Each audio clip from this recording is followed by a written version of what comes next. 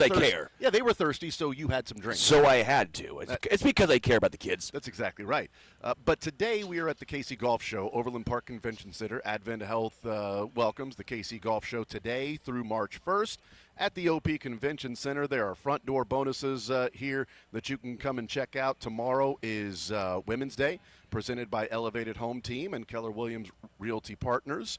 And so we'll be here today. We're going to talk with Rick Amos from the Advent Health Championship Corn Ferry Tour event that is moving to August this year, August 17th through the 23rd at Blue Hills. And it's always, not always, but it's been at Blue Hills recently for a number of years, and it's typically been earlier in the Corn Ferry Tour. Now it is later. It's also going to be broadcast on Golf Channel, one of a handful of Corn Ferry Tour events that'll be broadcast on the Golf Channel all weekend.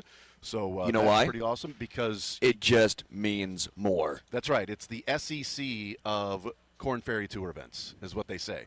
But we'll talk with him coming up later on in the hour, about 10:45 or so, and tell everybody how you can be a volunteer. The cool things about the volunteers, we heard Tom Watson on with the New Day in the previous hour. And so he had a lot to say about that and him being an official ambassador of the Advent Health Championship Corn Ferry Tour event.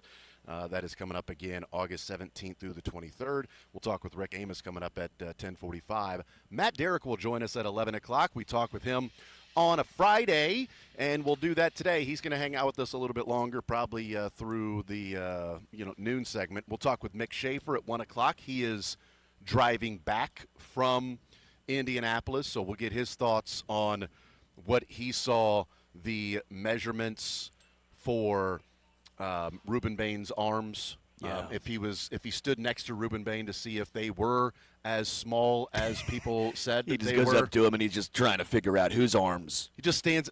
You just stand next to him and you slowly just like look down and look at your arm and look at his arm and sort of back and forth, kind of judging, kind of back and forth, kind of sizing up, not his entire body but his arm. How many people?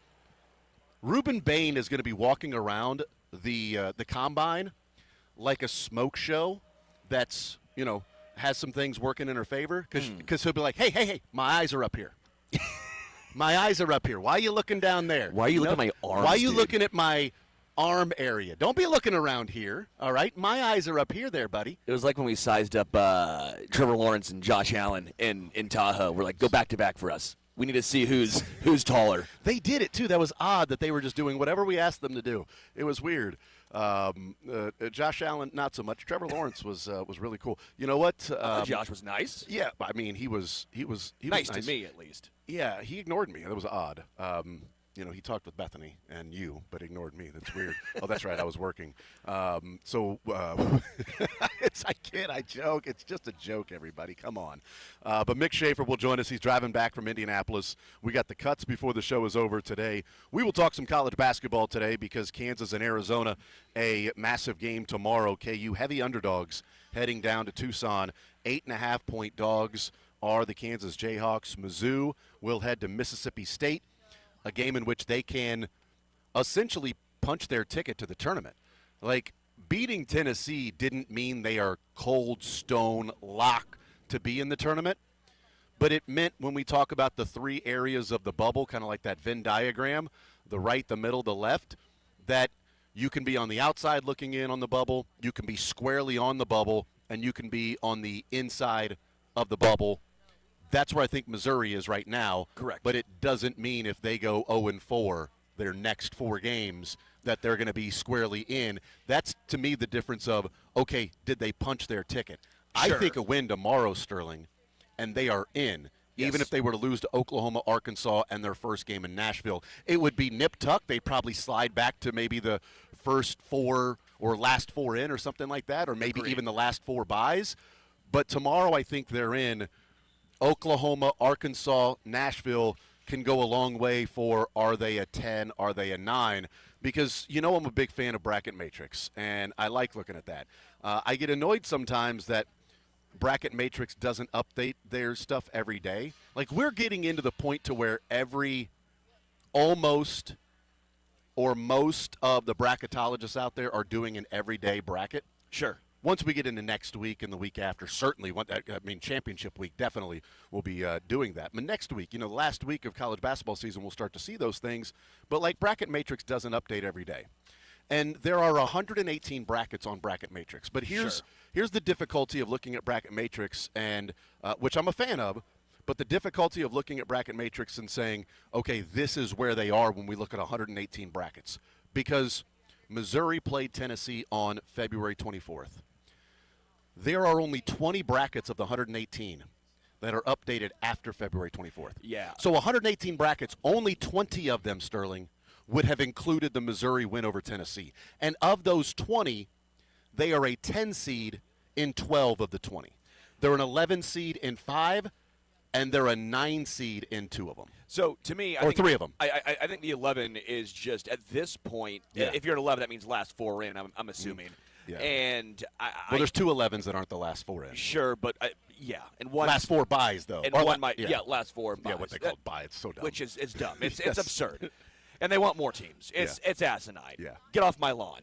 But 13 of the 20 have them as a 10 or a 9. And that to me is where they fit in and fall in. Again, I'm not trying to be a homer here. Let's be real. I know I'm a Missouri alum, but I try my best to be unbiased. I do it with KU, with K-State, and Missouri. I will talk about my my affliction of being a Missouri fan at times, but I also my curse that the cross I have to bear. But I will not, Dude grew up in Kansas and chose Missouri. Hey now. It's an odd choice. Follow my dad. Come on. It's like my son. Independence, baby. I told my son when it comes to football, he didn't have a choice. But when it comes to basketball, your mom is a Kentucky fan. I had mugs up one time, and I go, I'm going to Missouri, okay? I said, listen, little man, your mom is a Kentucky basketball fan. You can root for Kentucky. There's no problem with that. You will not root for Kentucky football. You will be a Missouri football fan. But you can root for Kentucky basketball. And yet he chose Missouri. And he roots for Missouri. And I'm like, it's a choice that when you look back, just remember you had that opportunity, buddy. To me right now, they would be the top end of the 10 and getting close to that 9. I think if they say 11, I think that's just a little – they're not counting the Tennessee win. They're getting knocked so bad for their non-con, which I completely agree. Mm-hmm. But we now have a large enough sample size to tell, hey, they've been real good in the SEC. They've beaten some of the top teams in the SEC, including Florida, on the road in Kentucky. They've beaten some of the head-to-heads, a.k.a. Auburn. The ones that kind of hurt, Georgia, Texas, and what's the other one that they lost that's going to be on the bubble? They beat A&M, and they just to me, where Missouri is currently at, they should be fairly safely in. Even if they lose out, they need one more. I don't care where it comes, but they need one more game, and I feel pretty comfortable they're in. I'm looking at Joe Lunardi's. They have him as a 10, playing Wisconsin. Iowa State's the 2. That would be the next game, which would be kind of fun. Mm-hmm. You look up, they still have Auburn as an 11 seed, and Joe Lunardi. I will never. When was Lunardi's updated? This morning. Okay, cool. Sorry, I should have led with that. That's why, because Lunardi on the bracket matrix is still listed as February 24th bracket. So no, this is literally. So where's Missouri at on this one? This morning, Missouri's at a 10. A 10. Okay. Auburn's at 11. Again, I'll never understand how Auburn's even in the tournament. But that would put 21 brackets that have been updated since the Tennessee game, and of the 21, 14 of them have Missouri as a 10 or a 9. And Texas A&M right now is also a 10. So if you're looking at what teams, it's a lot of SEC around this. Last 8 in, if you want to almost go instead of last 4, last 8, last 10 teams in. You have A&M, Missouri, Auburn as 10 or 11s. If you want to count the Big 12, UCF for a little comp as far as Big 12 folks, they're a 9 right now. They've been moving up. UCF has. They've been playing some pretty good ball. Just trying to take another quick little look around here of comparable spots and comparable teams. San Diego State is an 11. Kentucky's a 7 seed now. SLU's a 7, and then Texas, maybe your other competition right here. Texas is a 10, so that's the same line. 3 SEC teams are on the 10 line: Texas, A&M, and Missouri. So I was handed something here while you were talking, and I was enjoying it because, look, they put Booth Creek Wagyu jerky in front of me. And whoever did that is a jerky, because I'm trying to do a show here, and it's very difficult to. It's like one of those things when you talk about like chips. It's like, I bet you can't eat just one. And they put this thing in front of me, and I'm eating it. And my turn. I don't know that I've had jerky that sort of melts in your mouth before. I'm not sure that that's ever been something you would describe. But Booth Creek Wagyu, they say they're changing the way America eats beef. It changes the way that I will ever expect jerky to taste. I don't know that. Oh my goodness, man! They've got a booth here at the golf show all weekend long. You can stop by and say hi to Ben and his team. 2 locations locally: 135th and Metcalf in Overland Park, 95th and Knoll in Perry Village. You can take advantage of their jerky box special and ribeye flight box special. Yeah, this jerky is absolutely that cannot special. be real. I mean, How? unbelievable. They're doing a drawing for a $250 gift card from Booth Creek Wagyu at the show as well. So you can go and check that out. That is absurd. Wow. The Okay. filet mignon of beef jerky. Is that what it is? Maybe it is filet jerky. I don't know. This is unbelievable, man. I need to not eat any more right now. I'll get to that in the break because I'll just be going, well, let's talk about KU, Arizona a little bit. We'll get into the KU and Arizona breakdown. They are 8.5-point underdogs. We know they're in the tournament. Could it be a seed line game if they were to go down to Arizona and win? Certainly it would be a massive one for a team that is vying for #1 overall seed in the tournament in Arizona. Probably Duke or Michigan, but Arizona is still in the mix. Arizona right now, seed. according to Lenardi, is one of the 1 seeds. Yeah. It's UConn, Arizona, Duke, Michigan. Yeah. But again, all 4 of those teams would be vying for #1 overall, depending on what happens the rest of the way. If Arizona wins out and wins the Big 12 tournament, Duke loses a game or 2 and then loses early in the ACC, same with Michigan, you could be talking about the #1 overall seed in the tournament. That's what Kansas will be going down and facing off against with Arizona tomorrow. And is that a seed line game? Certainly it could be a seed line game. And KU right now, according to Lenardi, updated today, is on the 3 seed. Okay. They are a 3 seed, currently scheduled to play against Austin Peay. Okay, there you go. Let's go P. That's what they would be chanting there. Kansas would be chanting Rock Chalk. They'll be doing that tomorrow. Arizona fans will be very annoyed that they'll be facing somebody that is near Kansas City. 913-912-4810. I want to talk about some things we're hearing from the Combine. That's where we'll start today with that going on, and obviously Chiefs' #9 pick. We'll get into, as the show goes along, some of the offensive improvements, things we're hearing from those that are around the Combine, all of the national analysts and things like that we hear, different podcasts that we pay attention to and listen to as well. We'll weigh in on that a little bit. But last night, Albert Breer writes at SI and does his, rumors, what he's hearing, all of that stuff. And so last night, Albert Breer brings to the table at SI, says, Super Bowl MVP Kenneth Walker III situation with the Seahawks remains an interesting one. Presuming the Seahawks decline to tag Walker, the Chiefs loom as an interesting suitor. Now, Andy Reid's history will tell you that Kansas City might be hesitant to do it, but the Chiefs engaged the Jets before the trade deadline on a potential deal for Breece Hall, and GM Brett Veach said at his press conference here that the team will be actively looking to get more explosive in the run game this offseason. While drafting Notre Dame's Jeremiah Love would be a more economical way to accomplish that, we can get to that if that is actually true. There's no assurance that a guy who many see as the draft's top player, even at a devalued position, will be there when the Chiefs pick at #9. It's also worth noting that some pretty smart teams have come around recently on investing at the position, partly on the premise that running backs have been devalued to the point where they've become valuable again. You'll remember 2 off seasons ago, Eagles, Packers, Ravens, Barkley, Jacobs, Henry, da-da-da. Maybe Walker, who might pair nicely with a high draft pick like Ohio State's Carnell Tate coming in at the receiver spot, would be 1-2 for the Chiefs. I'd also assume a few other teams like the Broncos and Texans might see it that way. That is Albert Breer. Can you play clip number 5 for me, Michael? The shorty from Nate Tice. We're going to play. So Nate Tice and Matt Harmon with Football 301. I'm a big fan of the podcast Football 301 and Nate Tice, Mike Tice's son. But he does a great job in covering the NFL. And he and Matt Harmon had their list of teams that they want to see make moves in the offseason, what those moves would be. So they spent like 10 minutes in that podcast talking about the Chiefs. I cut about a minute 45, 2 minutes out of that discussion. But they started with this little nugget that I thought was interesting, and then pairing it with what Albert Breer just said. So play this little clip. This is Nate Tice. We heard him yesterday talk about ETN. He was the one that said, I'm really coming around on the ETN to the Chiefs. There's smoke there, and I'm really starting to like it. Well, we hear Kenneth Walker's name with Albert Breer last night. Let's play this clip, the shorty of a clip that we'll play later on, the longer version. But this pairs with what we just heard from Albert Breer. A speedy running back. I talked about ETN maybe being a better fit for them than other teams as I marinated on it. I know they also have interest in Kenneth Walker as well. There you go. That was a little drop-in.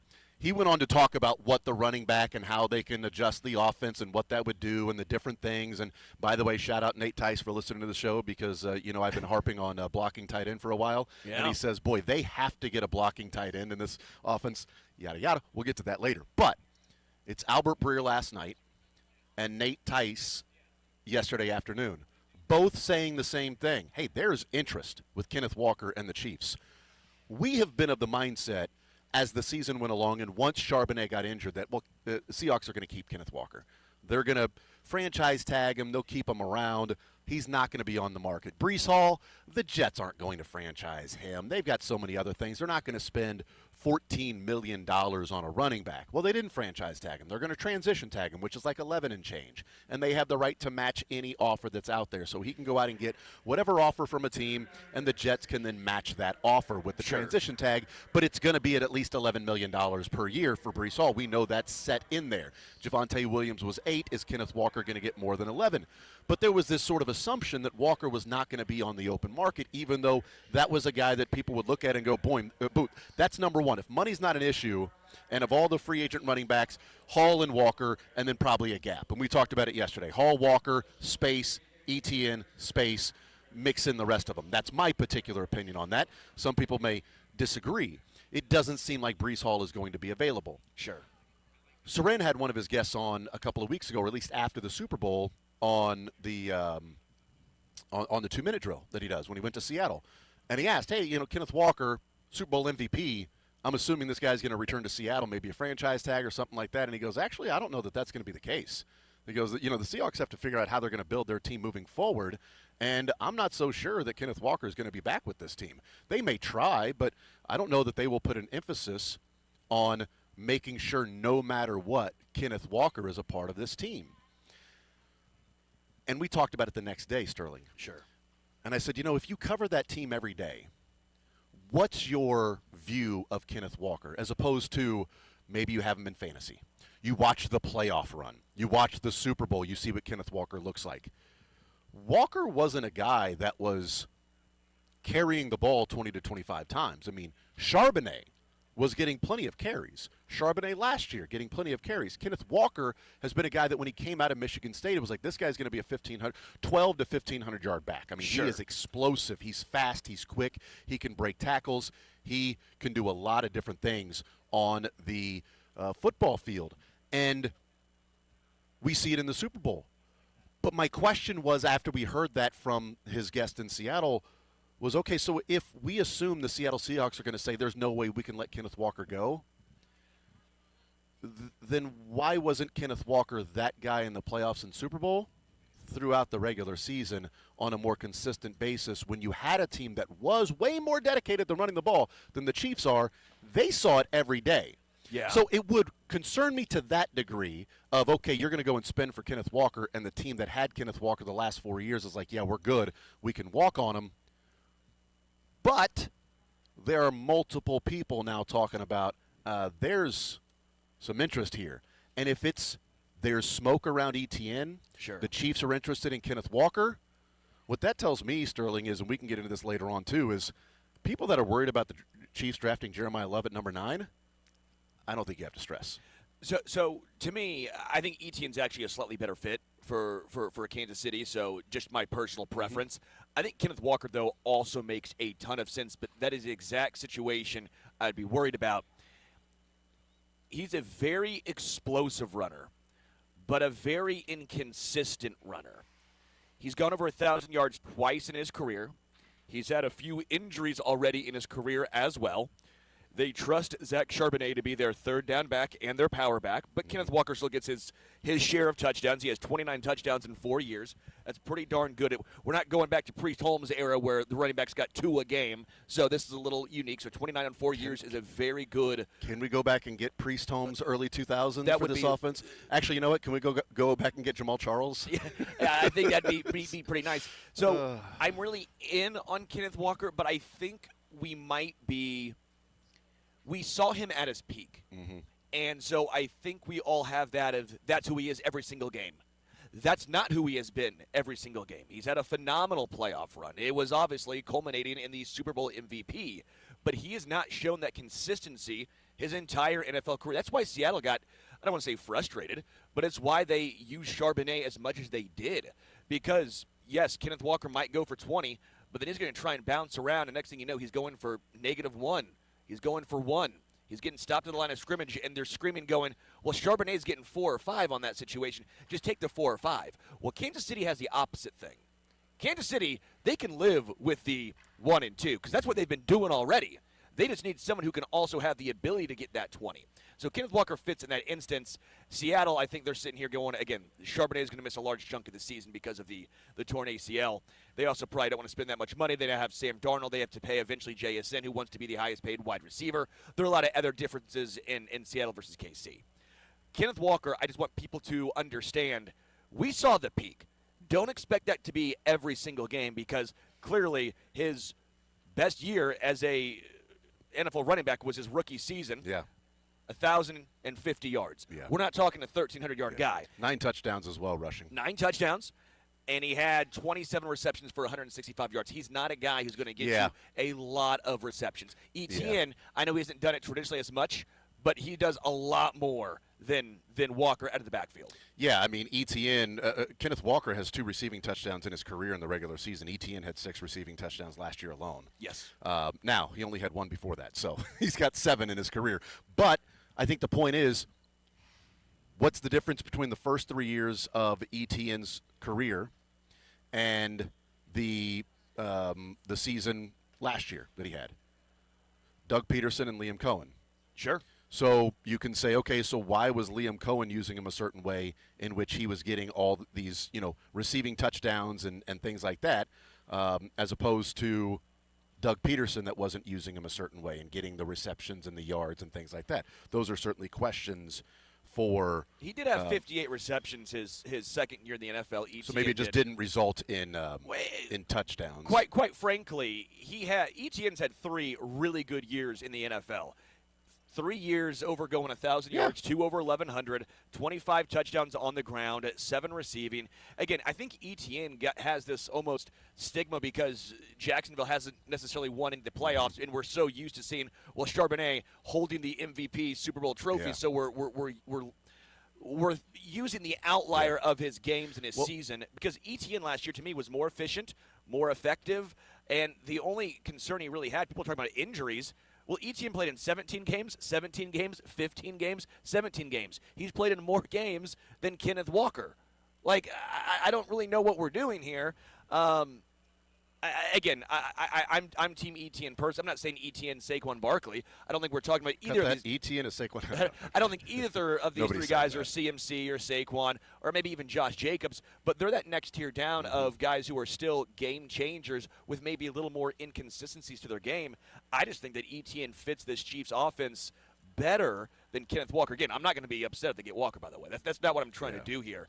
I just I caution people who watch that Super Bowl to then extrapolate that to that's who he's going to be every single game. Yeah, he had 100 yards. He had 2 different 100-yard rushing games Kenneth Walker did this year. Yeah. Now, last game of the season, he had 97 against San Francisco. So if you really want to round up and say 100-yard rushing games, I mean, 1 more carry in the game, he gets to 100. So let's just say he had 3. Charbonnet tears his ACL. 2 of the 3 games in the playoffs, he had 100 yards. Yeah. 19 carries, 116 against San Francisco, 19 carries, 62 against the Rams. He also had 50 yards receiving in that game because Charbonnet couldn't come in and spell him on third downs and receiving downs and things like that.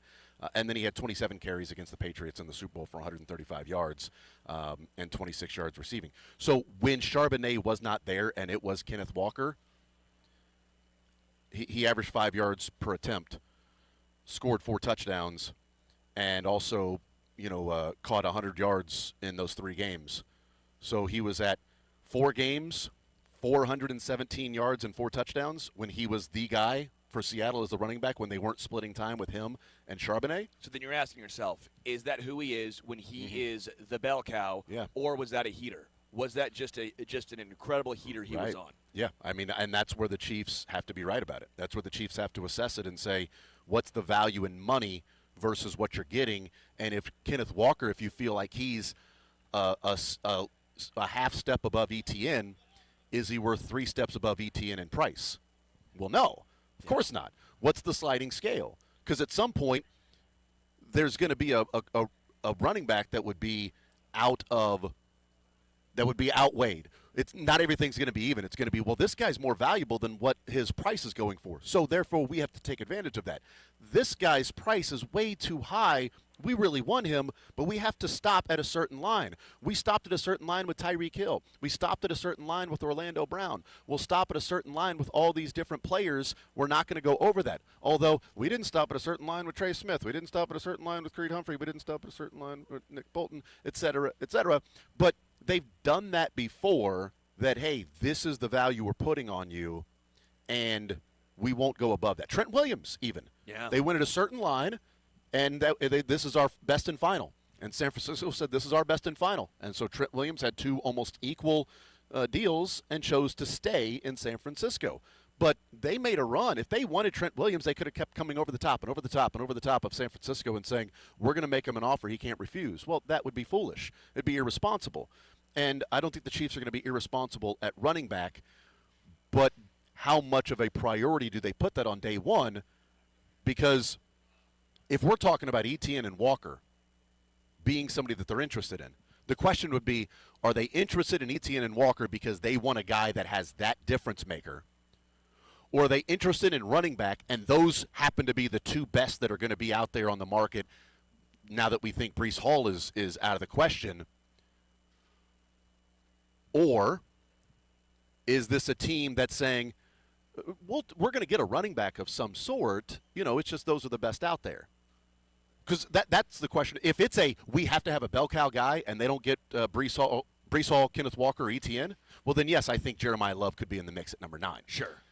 But if they're saying we want a running back that's value and we're going to go Algier and Kenneth Walker in free agency, well, then.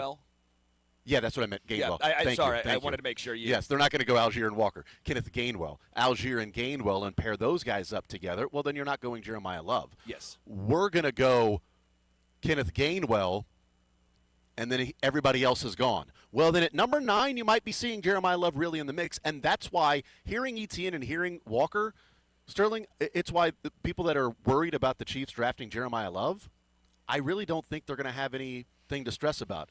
Because if the Chiefs are swimming in the waters of ETN and Walker, they're going to know what the price tags are going to be, especially this week talking to agents. Sure. And if they're interested in that, they're not going to draft Jeremiah Love if they go and get a running back in free agency that they have to spend a little bit of coin on. The only way they're in the Jeremiah Love sweepstakes at number 9 is if they come away with nothing. If they roll craps at the running back table in free agency, then it might be Jeremiah Love. But I don't think that's going to be the case. Brett Veach said, we have to be explosive in the run game. And what were we talking about? ETN inconsistent, but he's a home run hitter. Kenneth Walker inconsistent, but he's an explosive runner. Well, that's what they said they had to do. So shocker that their name has been connected to 2 of the players that might be inconsistent, but are more explosive players and offer explosive runs when Brett Veach said, we need to be more explosive. I don't think they're going to go through the beginning of free agency and walk away without a new running back. Therefore, I don't think at number 9 they're going to be looking at Jeremiah Love. Yeah, and I would concur with that. I think there's too much smoke around running back in free agency, and if you pair that with maybe a Reuben Bain, running back Reuben Bain, and a blocking tight end, then now you're cooking. Now you're cooking with some grease. We'll take a timeout. We'll come back. We are hanging out at the golf show. Advent Health welcomes everybody to the KC Golf Show, Overland Park Convention Center, today through the 1st. Doors open up today at 11 o'clock. We're going to talk with Rick Amos coming up in about 10 minutes or so and talk about the Advent Health Championship Corn Ferry Tour event that is moving to late August at Blue Hills Country Club. So we'll talk with him about that. And also I'm going to go and shout out on this Booth Creek Wagyu that they brought over here. Like, that's not fair, though, right? Is it fair that they bring over stuff like that in the middle of the show? It's fair. It is, yeah. I would like them to bring over more. I would prefer them to, at least it's being brought over. Yes. Yeah, and we'll be doing a drawing for a $250 gift card from Booth Creek Wagyu today during the show. So we're going to do that drawing. We'll figure out how we're going to do the drawing, and we'll figure out how Kaylin Anderson won the $250 gift card to, I think this is named Everett Anderson, $250 gift card to Booth Creek Wagyu. No relation, I promise. He's a kid. He doesn't even appreciate it. He doesn't even care. Yes. Give him some chicken tenders. Asen Janderson wins $250 gift card to yeah, but just because he wins doesn't mean he's going to appreciate it. He ain't going to use it. It's like you must be present or related to Jason to win.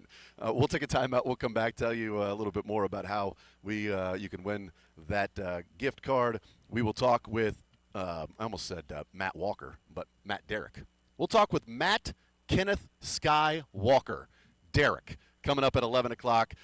Mick Schaefer will join us at 1 o'clock. We'll take a timeout, and we'll come back, and I don't know, do we talk arm length? Do we talk anything else? We'll find out what we're going to end up talking about. But you know what we're going to do on the other side of the break? Caleb Banks said he wants to run through Mother Bleepers' faces. Caleb Banks was incredibly impressive yesterday in the workout. Guys running around in underwear, looking really good. Banks was injured last year, only played in a couple of games. But he and Peter Woods are sort of in the same boat. Their 2024 tape was dominant. Last year, not so much. Banks was injured. Peter Woods, for whatever reason, lined up over the center a lot. Are those excuses or reasons or whatever? But Caleb Banks went on record in saying who he wants to model his game after. And we'll hear who that is next.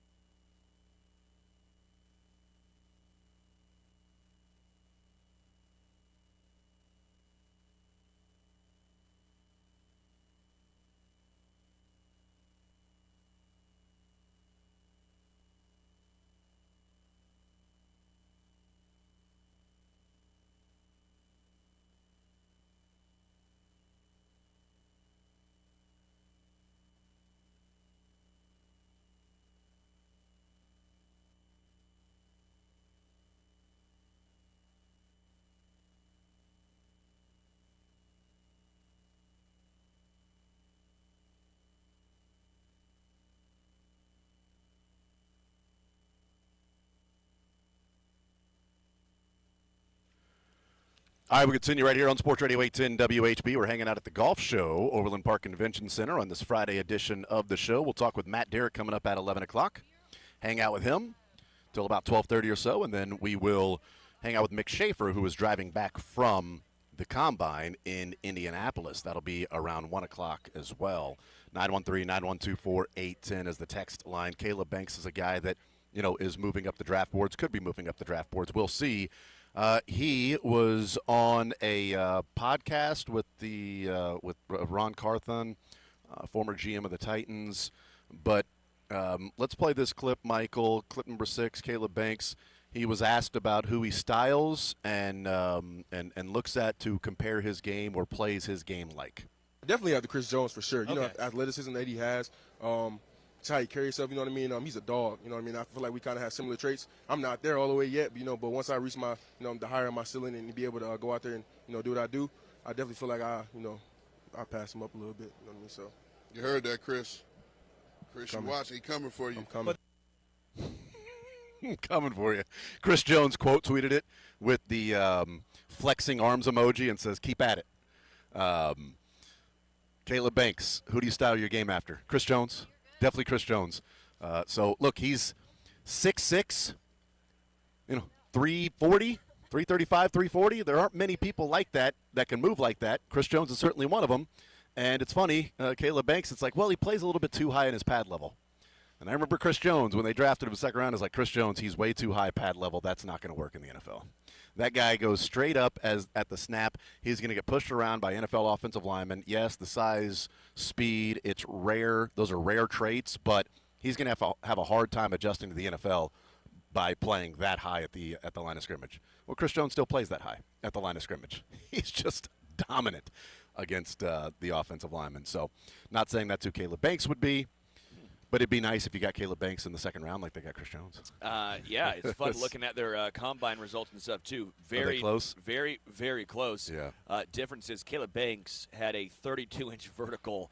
Chris Jones had 24 and a half. Oh, really? Chris Jones, not much of a he's not getting off the ground very much. What's the arm length, though?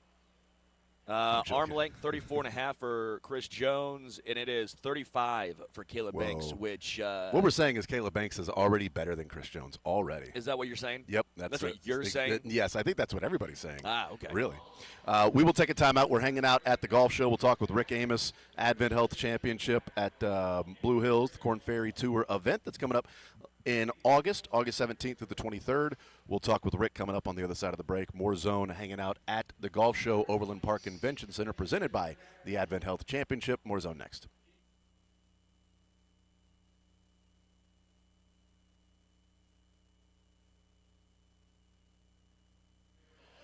All right, man, if you're out there and you are wondering if maybe you are suffering from low testosterone, well, you know what? It's something that can be fixed. It's something that at least you can attempt to have fixed, because there are ways to do that. And Heartland Men's Health is here to tell you that they can help with a lot of different things that they are working with. Not just when we talk about low testosterone, something that I've talked about, but it's not just low testosterone to Heartland Men's Health. They are helping men go further with the 4 targeted body composition plans featuring GH peptides, NAD+, GLP-1, PDA, and more, designed to boost energy, support metabolism, enhance recovery. You can accelerate fat loss. All of that combined with the low T treatments.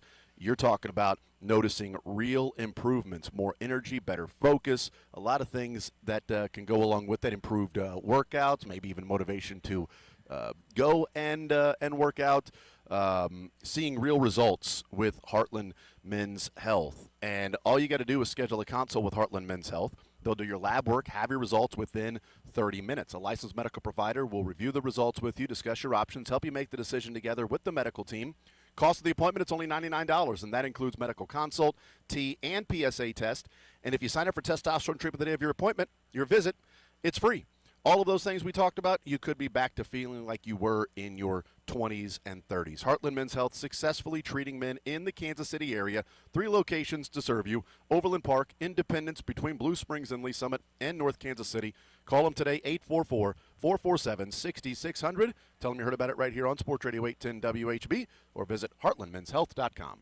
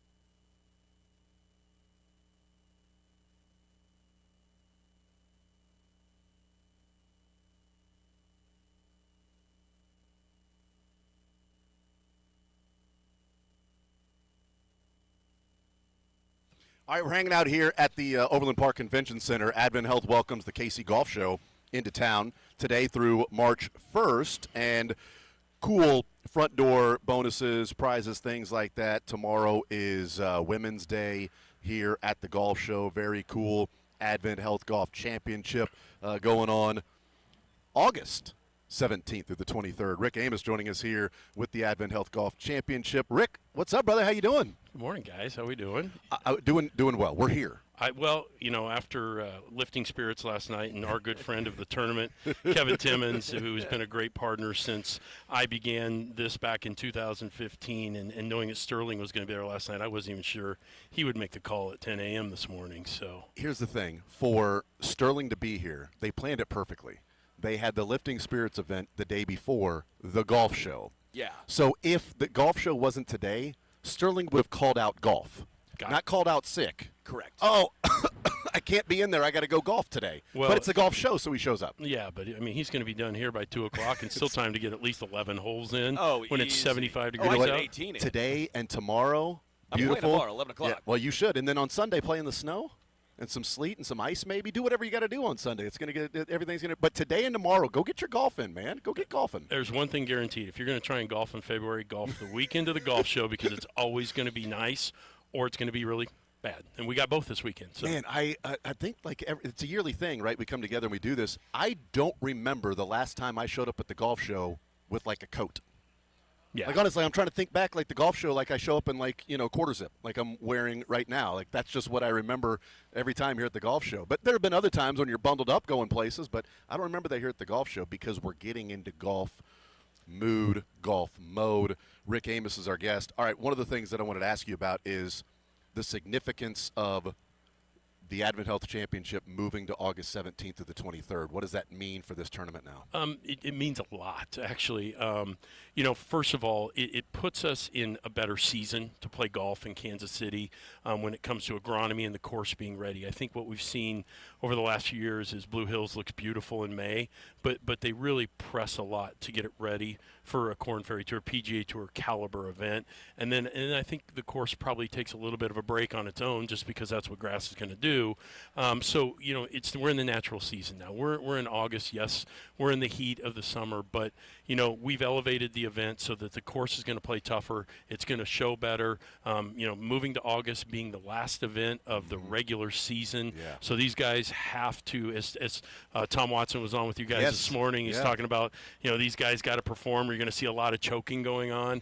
We have elevated now to, kind of where our goal has been to get with the Advent Health Championship, and then just to two things icing on the cake. Put it on national television, which will be amazing. 4 days of coverage, which has increased our sponsorship opportunities. Great. We can now go to sponsors and say, hey, would you like to do some in-broadcast features? And so, we're looking for stuff like that. But then the icing on the cake, which we announced yesterday, Stephen and Lebo had Tom on this morning, but to have Tom Watson as the official ambassador for the tournament, he's talked about how everything's come full circle, with clubs for kids all the way to Watson Links. And so, his goal is to start with youth, but now to see these guys get their chance to make it to the PGA Tour, to have him tied with the event. We've worked really hard over the last few years to get Tom back involved, and it just he his commitment to the PGA Tour, and he wants to do more for golf, and we're very fortunate that he gets in. We have him here in Kansas City. He wants to do it here. So, Date Change TV, Tom Watson. We kind of got the the trifecta going on right now. So if there's ever a better time to get involved, right now is the time. Yeah, he's a Mount Rushmore of Kansas City legend and icon, and for somebody that does as much as he does to give back to the youth, I mean, he can just simply enjoy his retirement, no big deal. But the work he puts in to be a part of these things. You mentioned how big it is for this tournament, and I'm wondering, you said this is where you guys wanted to be with the Advent Health Championship for a while. How did this happen? How does it come about that you guys get this opportunity to be the last regular season event? I think first and foremost, having a great partner. My employer, Advent Health, is committed to golf, is committed to this city. I think having a course that plays that time of year, the type of golf that they want these guys to be challenged by, and then I think having a market, having a city like Kansas City that is truly a professional sports town. I mean, obviously, we're probably not going to talk a lot about the Advent Health Championship in June and July with everything that's going on in Kansas City, but we truly are a professional sports town. And so Advent Health committing, the PGA Tour committing to really, enhance and grow professional golf in Kansas City. So I think it's something we've been working on, but, you got to take your lumps, and we've had to show that we can elevate the things we do at the event with our sponsors and the events that we hold and everything like that. Our Women's Day has, you mentioned Women's Day here tomorrow, but our Women's Day on Monday has grown exponentially and is probably one of my favorite days of the week, just to introduce new people to the game, new women specifically to the game of golf, and we have a luncheon that focuses on this year it's going to be on wealth of healthy wealth management and type stuff. So I just think the tour has watched us grow this event. We've come a long way since 2015 when Sterling was in diapers, but we are very excited about the future here in Kansas City in professional golf. It's one of a handful of Korn Ferry Tour events that'll be broadcast on the Golf Channel, like you mentioned. 10 of them, yep. And so you mentioned it being obviously later in the season, which means more difficult, which means a harder test. What are you doing to the course to get it to faster greens, thicker rough? Personally, I'm not doing anything. I'm leaving that all. Rick, what are you going to do? Yeah, I'm going to leave that. I'm going to put all my trust in type pins. You know what I'm doing? I'm putting divots in the fairway. That's what I'm doing. I think it's interesting. I think there's, if you talk to Blue Hills members, if you talk to the agronomists from the tour, if you talk to, I think there's kind of a mixed bag of what's going to happen. It's hot, so is the rough going to be as thick and as juicy as maybe it is in the spring? Probably not, but the fairways are also going to be harder. They're not going to be, hopefully, lift, clean, in place. Hopefully, we're going to get to a point where the players have to play the ball where it lies instead of, we've had one, since we've been at Blue Hills in 2019, I don't know how many rounds that is, but let's say it's 24 in quick math. We've had one round where they had to play the ball as it lies. Every other time, it's been lift, clean, and place. Soggy. So they get to pick up their ball, clean it, place it where they want it, and pick it clean. That's why your scores are where they are. I'm hoping with this, even if the rough is thinner, they're still going to be rough, and it's going to be harder to hold the fairways, so that's my hope of what's going to happen. Am I going to have any impact on that? No. No. The only impact I have is if I go out there and hit some divots, and they can stop their ball in the divot, which they don't want to be in. But even hole 4, for example, if you miss the fairway, you're putting up a large number. You're not holding that green if you're in the rough. So and there's trees down there. If you hit through that fairway, there's trees down there that they got to play around and hitting punch shots uphill to try and stop on that big green, which is going to be fast. That's one thing we have had every single year here. The players rave about the greens at Blue Hills, and the members rave about them. When that's one of the best things about Blue Hills is their greens are amazing and they're quick, and we'll get those greens stimping 12 and a half for the tournament, which means fast. And then you've got a lot of idiosyncrasies in those greens at Blue Hills.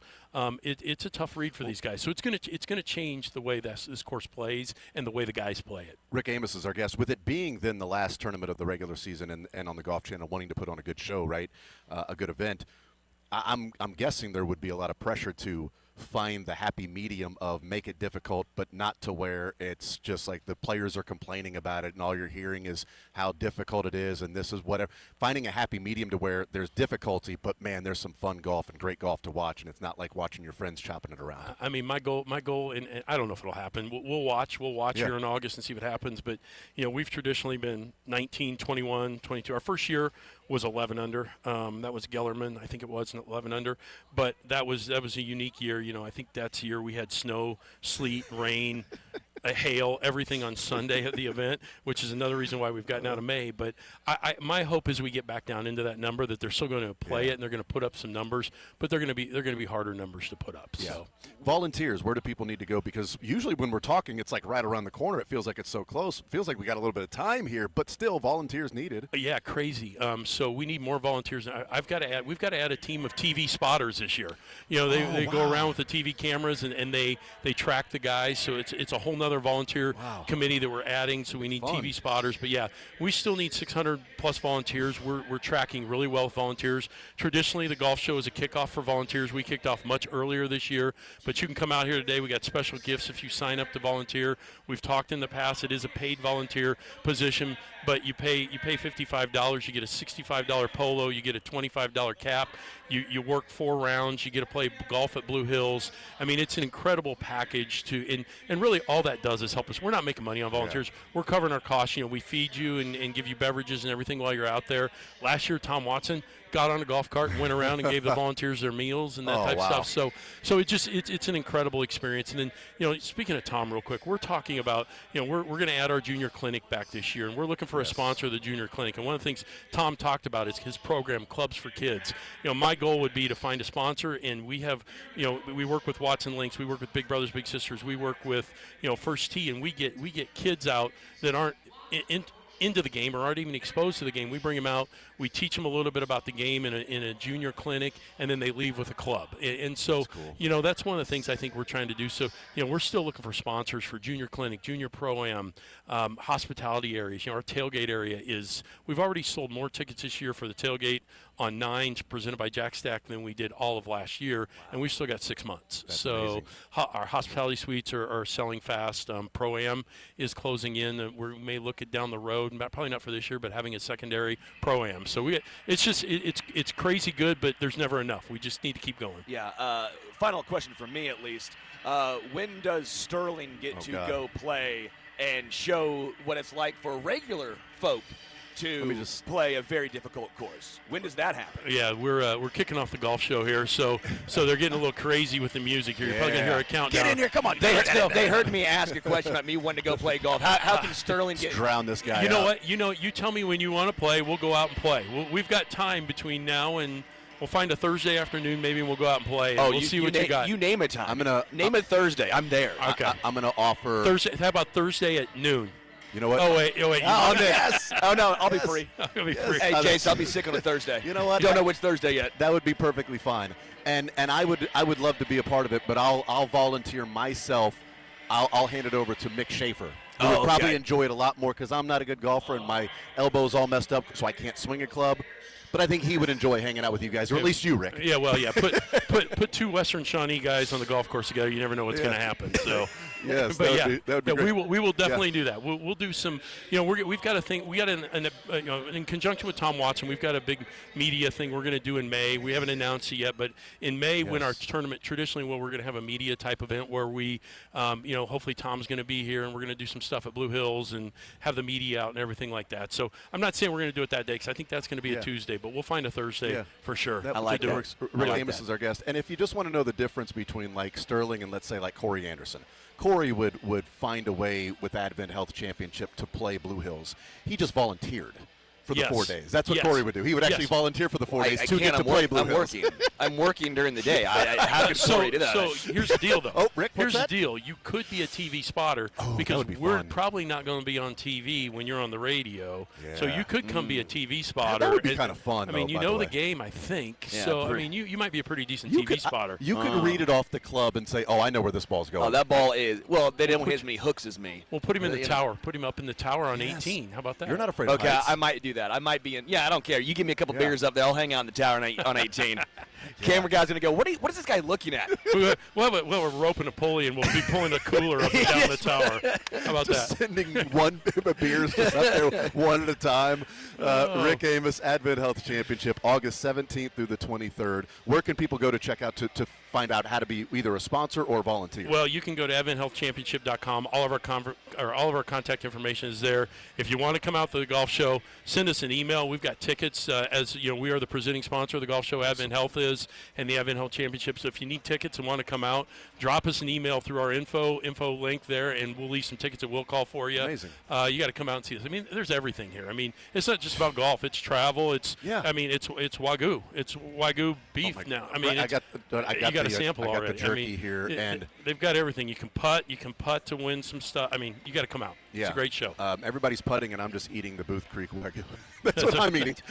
I'm just doing both. I'm just doing that. Sterling is over there putting, and I'm enjoying Booth Creek Wagyu. I'll be enjoying the Advent Health Championship at Blue Hills this year, August 17th through the 23rd. Rick, you're the man. Appreciate it as always, brother. Guys, thanks for having us, and thanks for all you do as our partner. Take care. Absolutely, man. Bye-bye. It's the golf show where we get to kick off spring. It's what it feels like, man.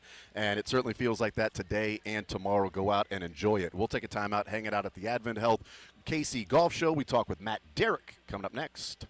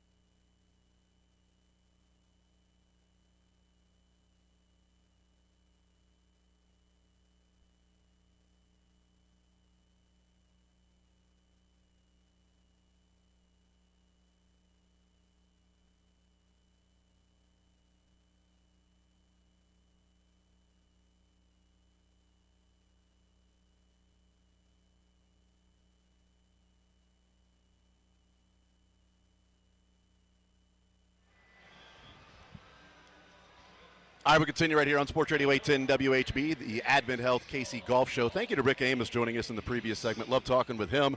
Great ambassador for the Advent Health Championship, an awesome PGA Tour event here in Kansas City, PGA Tour sponsored event here in Kansas City with the Korn Ferry Tour, and moving to the final regular season event on the tour before the playoffs. And typically in the past, if you've won the Korn Ferry Tour, you've got your tour card, because it meant that much. You got that many points from it, and I think it's the same thing as it moves forward, because now it's going to be even bigger, and it's going to be even more important. It'll be broadcast on the Golf Channel as well, and lots of volunteers needed. They still need 600 more volunteers, because for the first time they need TV spotters that are there. That is awesome, and Tom Watson announcing this morning an official ambassador for the Advent Health Championship, so very, very cool stuff here at the KC Golf Show today through Saturday. Tomorrow, Women's Day, and we're going to be giving away a $250 gift card to Booth Creek Wagyu and the melt-in-your-mouth beef jerky that we have tasted. They say that, it's like Booth Creek Wagyu, changing the way America eats beef. It changes the expectations I will forever have of jerky. That's what it did for me. So that's the way that I'm going to have to change their slogan. Sorry. It changes the expectation of beef jerky. It'll now be the basis of comparison the rest of my life. It's like the first love. Your first love, whenever you make it, they become the basis of comparison for the next people that you date. Matt Derrick, one of our first loves when it comes to breaking down the Chiefs. Chiefs Digest 41 That's is the a mic. segue. Exactly. Professional broadcaster right there. It's the only way I could find my way to the highway. It's the only way to get there. Matt Derrick. Matt, what's up, brother? How you doing? I am just – it is a beautiful day out there, first of all. I want to do the show outside of the golf show. Is there like a booth outside? Well, if only this was a retractable roof. That'd be great. Chiefs, there you go. listen up. Yeah, come on, Clark. Retractable roof. We don't want a dome. Yeah, we want a retractable. Yes, here we got a dome. At the golf show. They got a dome. Yeah, if we could be on the sidewalk right now, that would be fantastic. Because I went with the hoodie and shorts choice today. Yeah, nice. And the hoodie's a little warm outside. Yeah, I went great sweater shorts. I'm with you. Yeah, you went Country Club Sterling. Well, of course I'm even wearing my loafers right now. Yeah, you went. I'm wearing this to the country club so I can change into my tennis attire. That's what this guy. I'm wearing this so that way if I need to make a quick pit stop after this at the golf course, I can just go straight there. And this is the weekend look for the 1960s ad exec. That's got to be ready to go into the work if there's a problem with the Winston-Salem account or something, and knock down some bourbons with clients and whiskeys and. There's nothing wrong with that. Huh? There's nothing wrong with that. There's nothing wrong with I that. even have the mustache and all. You do, exactly. It's Yeah. like Larry Tate over here. You got you've never seen Bewitched, though, so. No. Yeah. You got Sterling that's trying out for The Outsiders Part 2 to be a part of the Socials. So that's what he's doing right now. The good guys, right? No, the Greasers are the good guys, okay? Not the Socials. Matt Derrick is our guest. A lot of different things I want to talk to you about. But Combine, you were there. I was not there. You were not there. Had a family issue, emergency. So sorry about that, dude. Health problem in the family, but we are all good now. That's good. Well, I'm sorry to hear that. You were not there, so therefore you were experiencing it like us. Any takeaways or anything overarching? Let's start with Brett Veach's comments on Tuesday. A lot of things we can get into. I want to talk about the report that the NFLPA did not put out, but somehow it got released. Somehow they were not allowed to put it out. Weird. But somehow it got leaked. And a lot of other things, and whispers and rumors and smoke that's coming from the Combine. But Brett Veach on Tuesday, anything you hear from that you're like, this is a main takeaway from me in a typical Combine conversation with Brett? To me, wasn't a lot that I thought was surprise. I mean, I think that most of it were things that we should have expected or did expect or have been consistent with what we heard from Andy Reid last week on his Zoom on Friday. Hey, I mean, we know the Chiefs are looking to get more explosive in the run game. You guys were talking about in the first hour. I mean, that is going to be, if not the number one focus, since he told us that Trent McDuffie's going to be the number one focus right now. Sure, that's good call. The top agenda item. First one out of the gate. And probably important to note that he just said that Trent McDuffie is the number one topic. Exactly. Didn't say that Trent McDuffie extension's the number one topic, but Because there's a lot of choose your own I love adventure endings to the Trent McDuffie story. It's a great way to say it. I love that. Did you ever read the Choose Your Adventures back in the day? Loved it. You keep your hand on it, so that way if you go to the wrong one, you can say, no, I kept my hand on, I kept my finger on it. So great. That is a good point, because the conversation around Trent McDuffie, when he said he's first out of the gate, there were a lot of people that view that as, okay, well, they're going to try to extend Trent McDuffie. And I don't think there's any doubt they'd like to, but it's like, yeah, we'd like to do it at this number. They wouldn't be talking with him about what he's wanting if they didn't have an interest in extending him. They had an interest in extending Tyreek Hill. They had an interest in extending Orlando Brown. They had an interest in signing Trent Williams. Like they have interest in different players that they got to a certain point that they could not go over that particular threshold. And with Trent McDuffie first out of the gates, to me, that becomes an interesting part because, yeah, first out of the gates, to talk to the agent, to see where we are, because I need to figure that out on Wednesday so that Thursday, Friday, the rest of the weekend, I can maybe be talking to some other GMs if they have interest in Trent McDuffie. And that's going on anyway. I mean, it's not just conversation with Trent McDuffie's representation, which they're all in Indy as well, but almost every NFL team's in Indy as well, so it's a convention. I mean, it's the same thing as the golf show everyone here. Besides the one that we would like to see, which is the Rams and Les Snead, the one who has the team that has the money and the draft capital, the one guy that would make the most sense. The need, the money, the draft capital, and McDuffie's from L.A. And that dude's not there. There's a couple of GMs around the league that you can assure that Brett Veach has their number and talks on a regular basis. Yeah. Snead's one of those guys. Ballard. So, and they like to trade first-round picks, too. And they got two of them. And they've made deals before in the past. They moved out of the first round last year with Atlanta when Atlanta moved up to get Pierce. Pierce, yes, which was a good move at the time. At the time. Maybe not so much anymore, but was a good move at the time. But, yes, I think there have to be conversations with other GMs about Trent McDuffie. And, Matt, the way that I've looked at it is I don't understand how there would be some sort of an agreement, because somebody would have to give in on their side to say they were wrong a year ago. Because if they had conversations last year, Matt, if it was exactly what Trent McDuffie and his agents wanted and exactly what the Chiefs were willing to go, they would have signed this last year. But they didn't. They had discussions, so they couldn't come to an agreement. Now you've got a year later. McDuffie didn't have the year that probably his agents hoped. He didn't have the year that probably the Chiefs hoped. Are the Chiefs going to go up in their number now that he's a year older? Are the agents represented for Trent McDuffie going to go, okay, we'll come down on our number now. We're okay with, we think he had a rough year, so our client is okay, taking less money. He's going to want the same exact money he got last year, only now he's a year older. I don't see how, if you didn't get it done last year, after the year McDuffie had, how then all of a sudden there's a clear agreement and they'll come to some sort of a number together.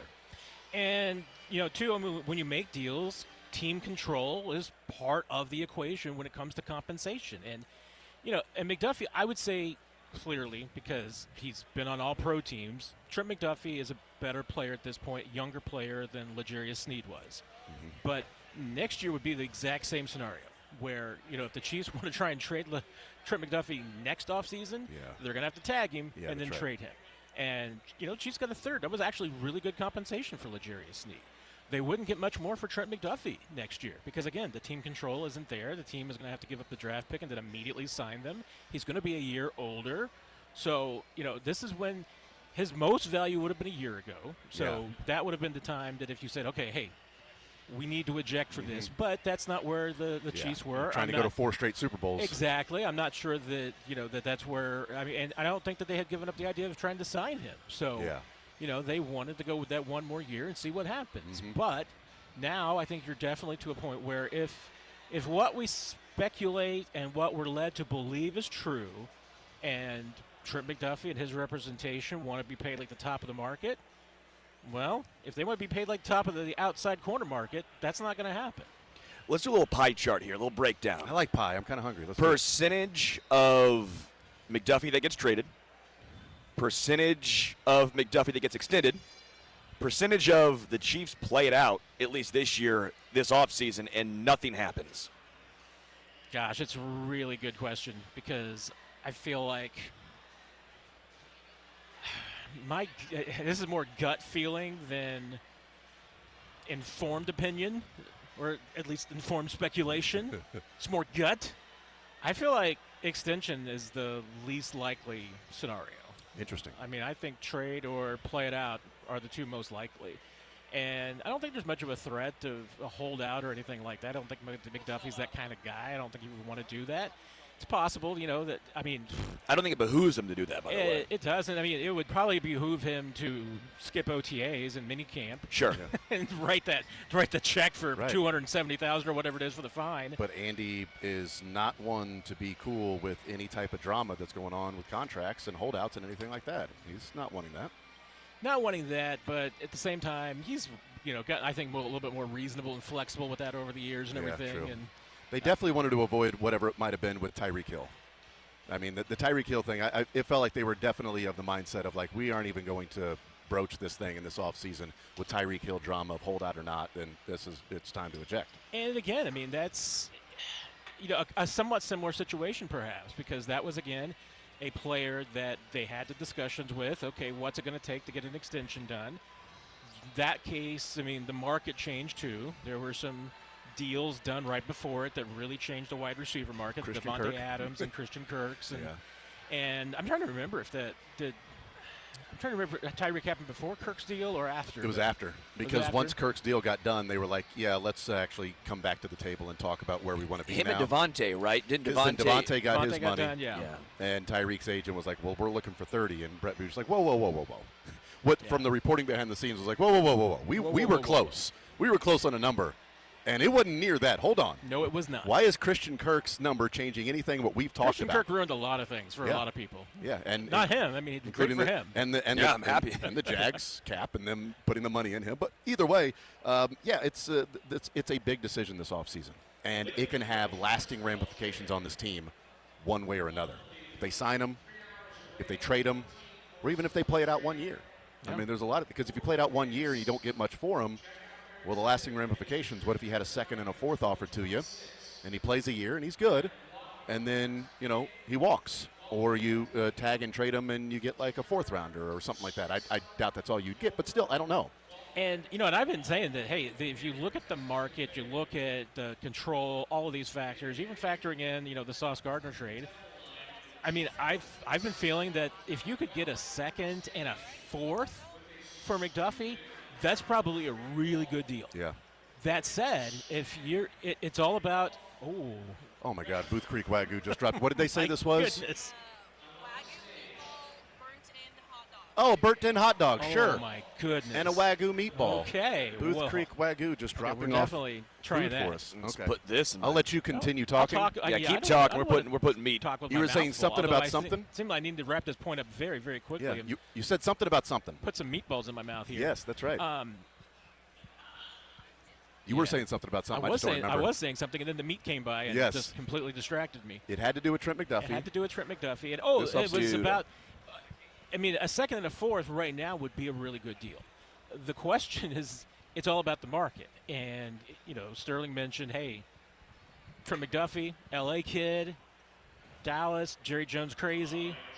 If you can get those two in a bidding war. Some people say Dallas does some crazy stuff. Some people do say that. You could get Jerry and Les Snead in the bidding war, and all of a sudden, maybe you're getting the number 20 pick in the first round. I mean, it can happen. So I think that's what you're hoping for if you're the Chiefs, honestly. I think, to me, the worst-case scenario is nothing gets done with McDuffie this offseason. No extension. They play on the fifth-year option. And, because if you do decide to trade him, it's not like the money's going down the year after. If anything, the money's probably going up, even if he plays similar. That's just the nature of the NFL and the NFL contracts. It's why after Surtain got his contract, you wanted to get it done then. Well, you didn't. And then all of a sudden the money went from, $25 million a year to $30 million a year. It was a massive, massive jump. So, I don't know. If it's me, I think worst-case scenario is nothing gets done. No trade, no extension. The Ian Rapper report has just put out, the NFL has informed its clubs in a memo that the salary cap number for the 26 season will now be $301.2 million per club. It's an increase of $22 million from a year ago. Let's take a timeout. We'll come back. We'll talk to Matt Derrick.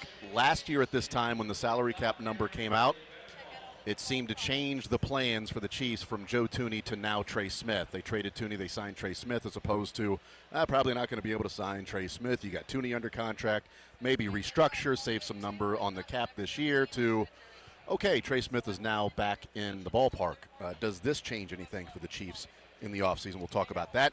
The NFLPA report is out, and the Chiefs' passing game is something that needs to be improved along with the running game, and it's an odd number or stat that is connected to the Chiefs and Patrick Mahomes that we just didn't think we would ever see, which is also random considering the wide receivers they have on their team. We'll explain that as well. Matt Derrick hanging out with us. We are at the Advent Health Golf Show, Overland Park Convention Center. Advent Health Championship coming up August 17th through the 23rd, but the golf show going on today through Sunday.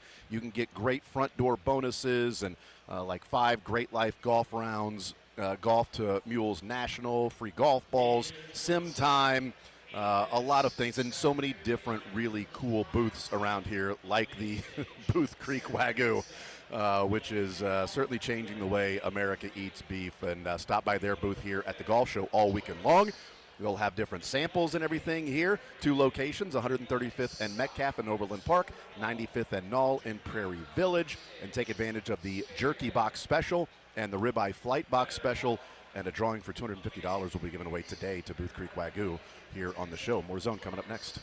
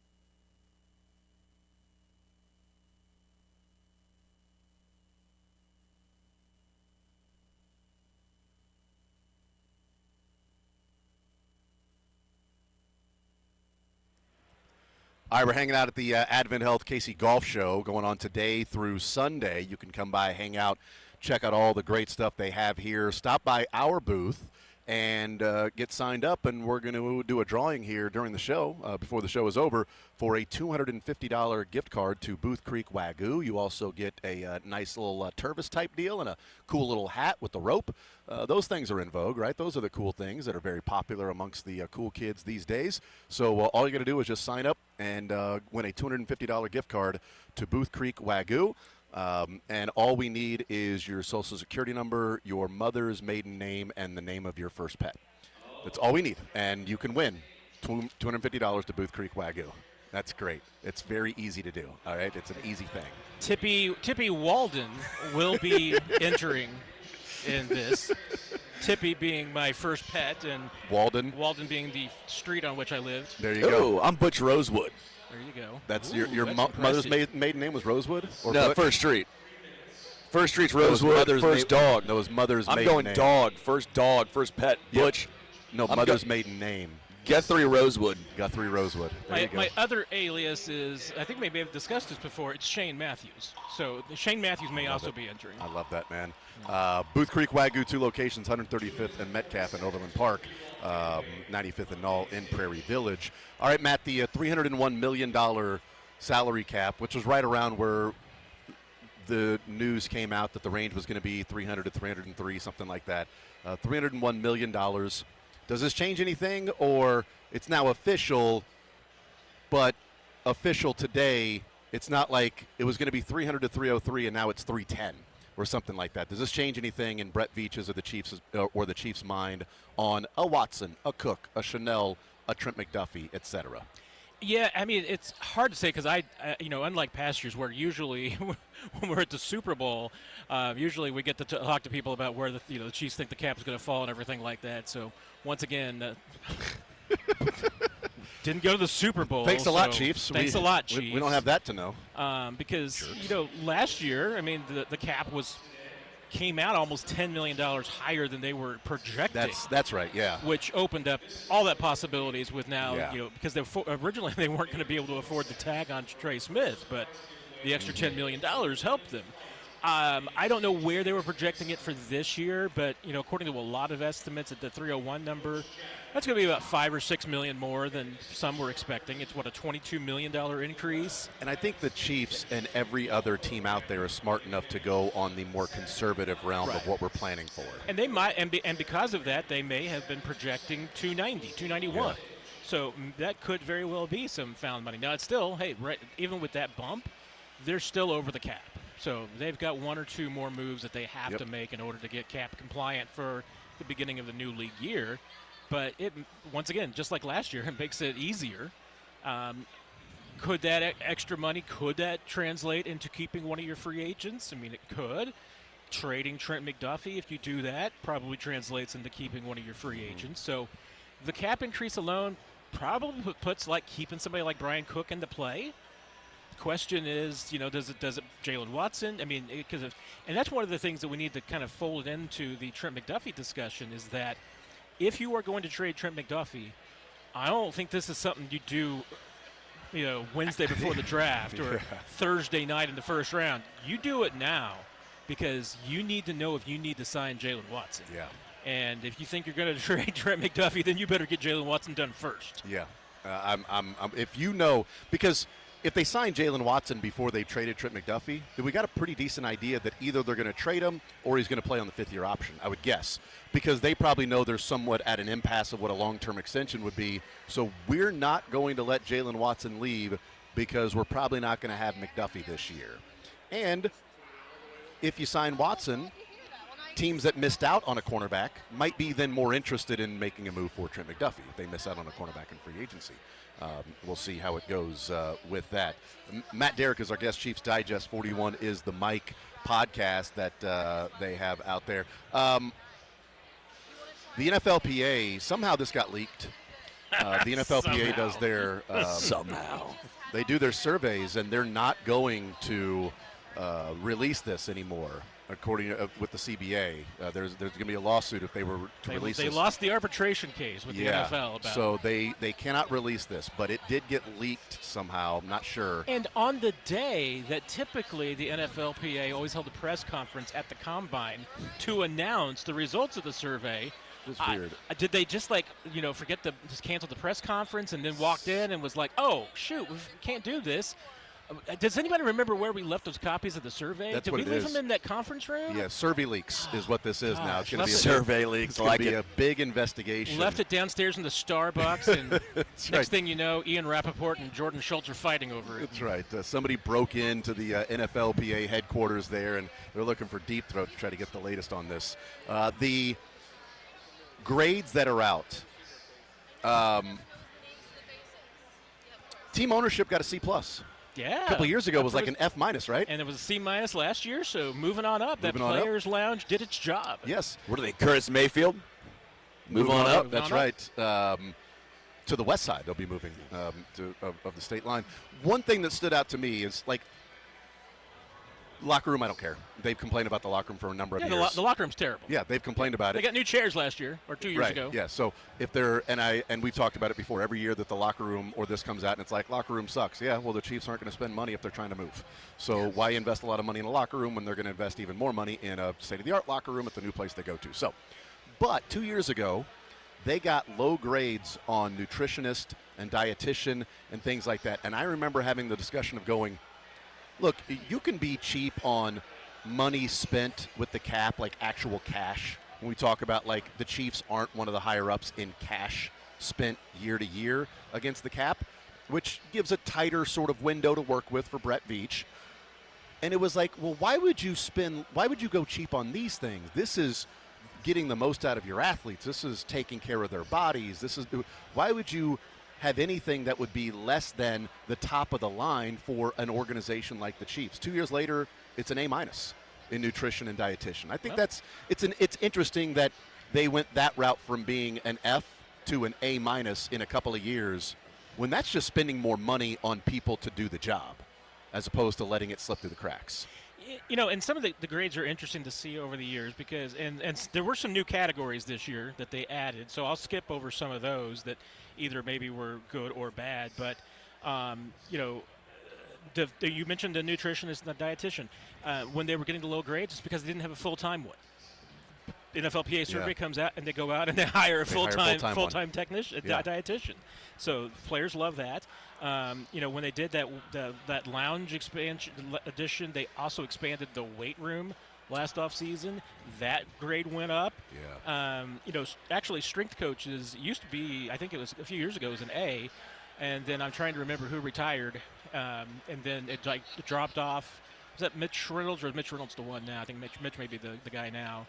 Oh my gosh, me and names, we're just the same, Jason. Yeah, no, it's you can great. picture his face and everything like this. And we'll just draw it. We'll get a sketch artist here, and then we'll figure out who it is.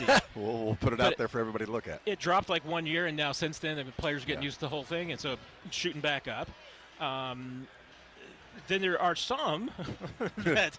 And you mentioned ownership. I mean, the fact that they've put some money into the facility has helped and everything. And I think Clark has been more responsive, more than he was maybe a few years ago. So I think that's helped. The only one that the category that's been around for a while that kind of surprises me, the food dining area, getting a C+. I mean, the food that they give the players is top notch. I mean, it's great. I think the only complaints that I usually hear about it is that they just wish that the hours were longer, that it was available, or I think earlier in the morning and later at night. But other than that, I mean, that's about the only complaint I've ever heard. Hey, the Chiefs are probably down there with the Bengals when it comes to an Atlantic Palace with the reclining beds and everything, and that's true. all that nonsense. And then I think they just took a regular charter, to Brazil. So not ideal. Set the whole season back. I will say the Chiefs being 27th overall. Does that surprise you?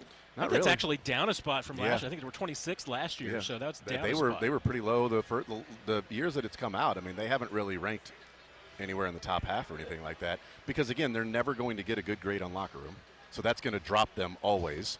They're not going to spend money on the travel. Some of the things have increased, certainly.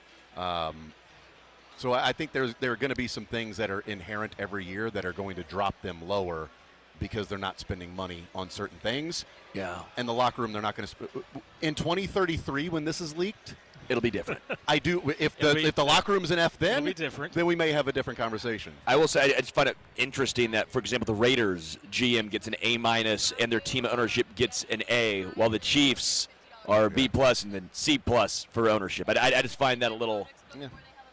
I mean, it's. Well, I mean, there's certainly something to be said for sometimes players don't like being held accountable.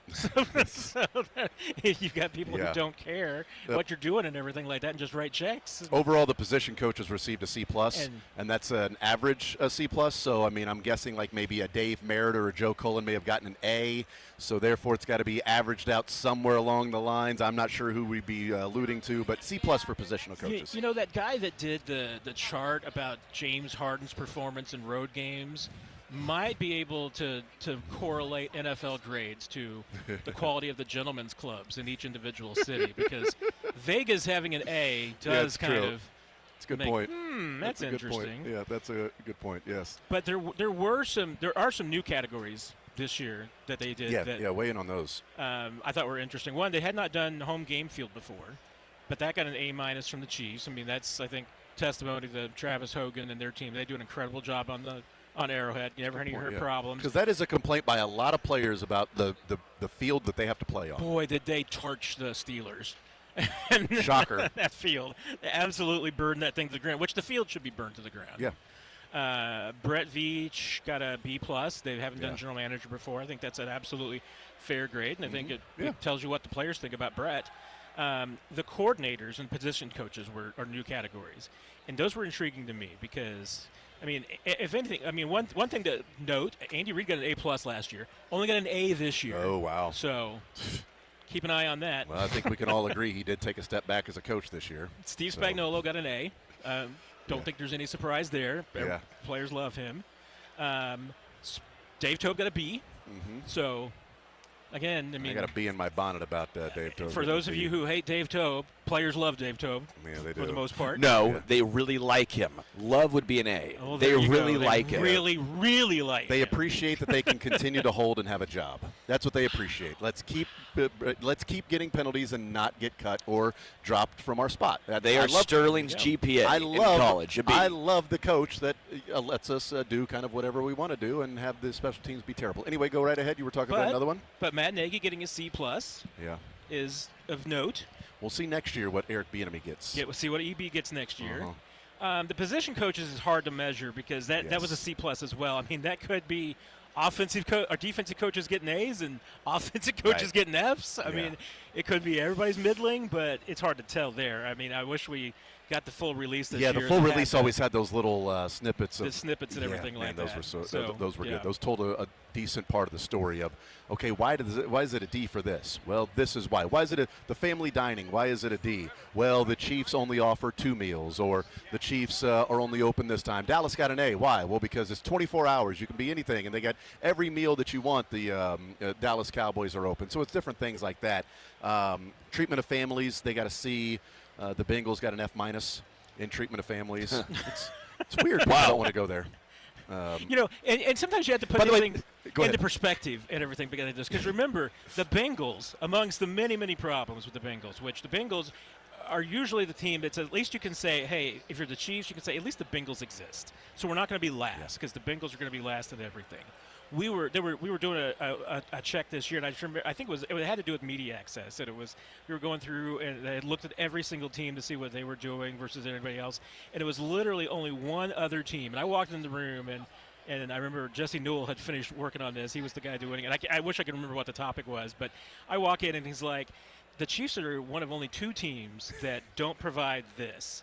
And he's like, well, who do you think of them? I said, it's the Bengals. And he's like, yep. That's exactly always right. the Bengals. The Bengals players have to walk across 6 lanes of traffic from their locker room to the practice field. Seems smart, safe, play Frogger on your way with $1 million athletes. Exactly. Nice. It's crazy. That's actually part of their training. Part of their training. That's why do you think Jamar Chase is so strong? He gets hit by cars. The Bengals are Why is T. Higgins always injured? He get hit by cars. the Bengals are the A's in Moneyball. I mean, Without if they could trade Joe Burrow for a first-round draft pick and for soda in their locker room, Scott Hatterberg, baby. The stock to soda machines, they would make that trade. Yeah, the Brown family would go up to a running back and go, "We'll switch you to quarterback. It's easy. Tell them about it. Watch. It's incredibly difficult to play quarterback." The treatment of family with them getting an F-, the Bengals, is, to me, it stands out because this is the third year they've done this. So there have been 2 other opportunities when they keep getting Fs to make a change to whatever it is the players would like to see in the treatment of their families. And they have done nothing. Where the Chiefs have improved in nutrition and the weight room and things like that have improved, I can't remember where treatment of families was last year, the year before with the Chiefs. I can tell you real quick. But team ownership has improved. Treatment of families was B- last year. Okay, so it's C. So it took a little step back. And I know from both the past surveys and talking to players, like a big thing that a lot of teams do that I don't believe the Chiefs still do. They had not, I don't believe they have yet set up on-site daycare. Yeah. So that's a lot of teams that do that. Yeah, a lot of teams do that. That's one thing the Chiefs have not done to this point. So I know they've tried to address that, my understanding, but I don't think it's been significant. Well, I do find it a little funny. Let's be real. They're millionaires, and they're like, "Hey, we also want free daycare for our kids." Well, daycare on site because I don't even think it's about the free part. They it's just want it on site. Provided just on site. Okay. Just so my kids can come with my wife, so it's like they're here too after the game is over. I always find it slightly funny that we're like, well, these $1 million athletes, their planes aren't quite as comfortable as on their chartered flights, and they don't get all this free food. And I get it; they're investments. To an extent, you are investing in their bodies, so I do get it. But it is slightly funny when we're like, the people who can pay for it, we're like, we still want to give you free things. Here's the thing that'll really get you going there, Sterling. I don't know that the Bengals are one of these teams, although it would be perfectly understandable that they are. There are teams in the NFL that, with their dining area in the training facility, charge the players. That's great. It's not make them pay for it. That is great. They can afford it. I can't afford it. Come on. That is great. Oddly enough, though, there is a little snippet on the Bengals. Take. The Bengals got an F- in treatment of families. They actually make the families work concessions when they show up. So that does stand out. The families also have to cross 6 lanes of traffic. That does stand out. They got to work the parking lot. The families actually have to work for their meals when they show up. Most of them are the kids of the families. That's really weird that they would do that. We'll take a timeout. We'll come back. There's a note as it relates to the Chiefs' passing game that where they were ranked last year in this particular category, that 1 stands out because you've got Patrick Mahomes, and 2 stands out because the receivers you got on your team. We'll talk about that next.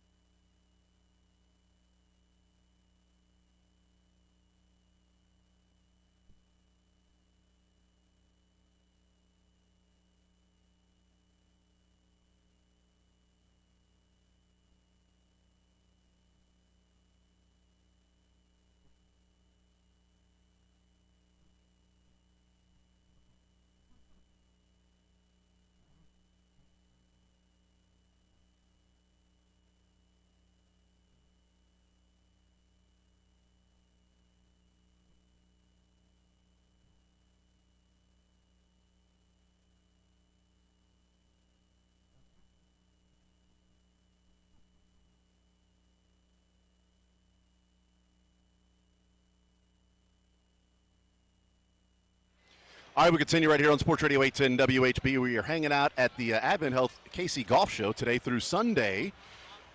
Come on down here to the Overland Park Convention Center. Front door bonuses, cool stuff. Women's Day tomorrow. Advent Health Golf Championship coming up August 17th to the 23rd at Blue Hills Country Club. Moving this year to the last event of the Korn Ferry Tour, also going to be broadcast on the Golf Channel. They are still in need of 600 different volunteers for this because for the first time ever, they need TV spotters for this event. Tom Watson officially announcing this morning he is an ambassador of the event, so that's cool as well. Matt Derrick is with us. Chiefs Digest 41 is the Mike podcast. All right, Matt, here's the stat I was talking about that doesn't make sense for one being the Chiefs and two being the Chiefs as their roster is constructed. In the Chiefs passing game, they were the 6th lowest team this year in dropbacks with at least one vertical route. You said 6th fewest? 6th lowest, 6th fewest. Wow. Of dropbacks with at least one vertical route in the NFL with Patrick Mahomes, Xavier Worthy, Hollywood Brown, and Tyquan Thornton. That really stands out, right? Like, I mean, is that Xavier Worthy's injury? I don't know. The offensive line was fine. Teams playing too deep and the light boxes and making sure everything's underneath, them being too predictable. Like, I don't know. I was trying to think of it as well. I'm like, that doesn't make sense considering they've got 3 guys on their roster that it's like this guy can take the top off the defense and we're throwing the ball deep. Patrick Mahomes, we're going to attack deep this year. This is going to be – and he threw the ball deep more often this year. But yet still the 6th – all it is one vertical route on a route. That's it. Dropbacks with at least one vertical route, 6th fewest this year. I do have a question. Is it a percentage or a raw number? It was a raw number. Okay. That I feel like actually I could explain a little bit. Okay. Because the Chiefs were also one – I wish I had it handy here. Were one of the more deliberate teams this year. They were also very low in number of plays run per game. Yeah, it's a good point. And offensive plays. So that could correlate. I mean, it could very well be that they were. So percentage, they might be middle of the pack or something like that. 6th lowest number of plays ran, then interesting. 6th number, fewest depth, vertical routes doesn't bother me.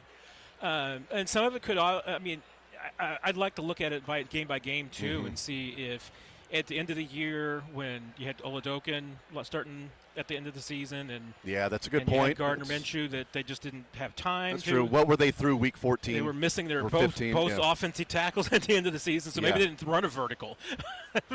Hardly in the last 3 or 4 games. Of the season. You know what? Those are good things to bring up as part of it. Break it down. What were they through week 15? Then maybe that's a better. That's a great call because it does feel like Tyquan Thornton. That's all he ran, but he didn't get a ton of snaps. They stopped playing him. Yeah, once Rasheed came back, he didn't get as many snaps. And Xavier, I would imagine had fewer vertical routes than he probably did last year, just because of the injury. Yep. So I would guess that as well. And I would also wonder, Matt, again breaking it down week by week, what was it the first 6 weeks without Rashee Rice? Were they attacking deep more? Because Rashee Rice got there, and he's going to be on the field for somebody, and he's not running vertical. So he comes on the field, Tyquan Thornton is out, and he's not running Tyquan Thornton routes. So now here's a different playbook. So is Xavier Worthy running those routes? I don't know. Maybe not. Maybe it's just when Tyquan Thornton was out there, he's running more of that vertical route, and maybe that's evidence even more of, well, they weren't running as many vertical routes on certain plays as much as you thought they were, because when Tyquan was out there, that's kind of what he was doing, but then his reps dropped off as the season went along, and they became more predictable and static and feeling like they were just in some sort of a broken record of just skipping over and over and over, sort of the same thing constantly. But maybe this time the record will play. Nope, it didn't. Right, Nope, it's still skipping. It's what it felt from afar, and I think now that the season is over, some of the numbers start to come out, and you go, all of these things sort of point to what we were seeing in real time. But personnel-wise, schematic-wise, could you change it in real time? I also think that's kind of what Andy Reid was talking about after the season was over, about going back and looking at everything and in the middle of the season, sort of scheme-wise and running and things like that. From what I took away from that Andy Reid clip a while ago was that he was essentially saying we couldn't turn the ship in the middle of the season. It takes longer to turn the ship than a couple of weeks, and especially with the personnel they had. 100%. And I mean, and that comes back again to a lot of the things that we have been talking about this offseason, which has been all the things that did go wrong. And part of that is that there was nothing on the offense, for the most part, all season long that fired the way that they expected. They did not execute the way that they wanted to. They didn't perform the way they wanted to.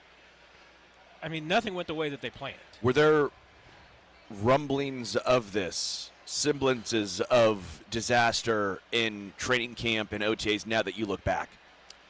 I think there Were there warning signs, or was this more unexpected? I don't really remember thinking about there. Maybe there were from those that are looking at it every day. But I mean, Matt Derrick was there almost every day in the morning. I'm so thinking about conversations, but you weigh in on it, Matt. I don't know. I mean, I don't feel like that there were. I mean, going back and I'd have to go back and look at my notes and everything like that. But I don't remember there being anything that stood out to you as just like, okay, this is going to be a problem this year. I mean, it looked like by and large that they were doing the things that they wanted to do. Now, there were things that they did in camp that they didn't do during the season that absolutely baffled me.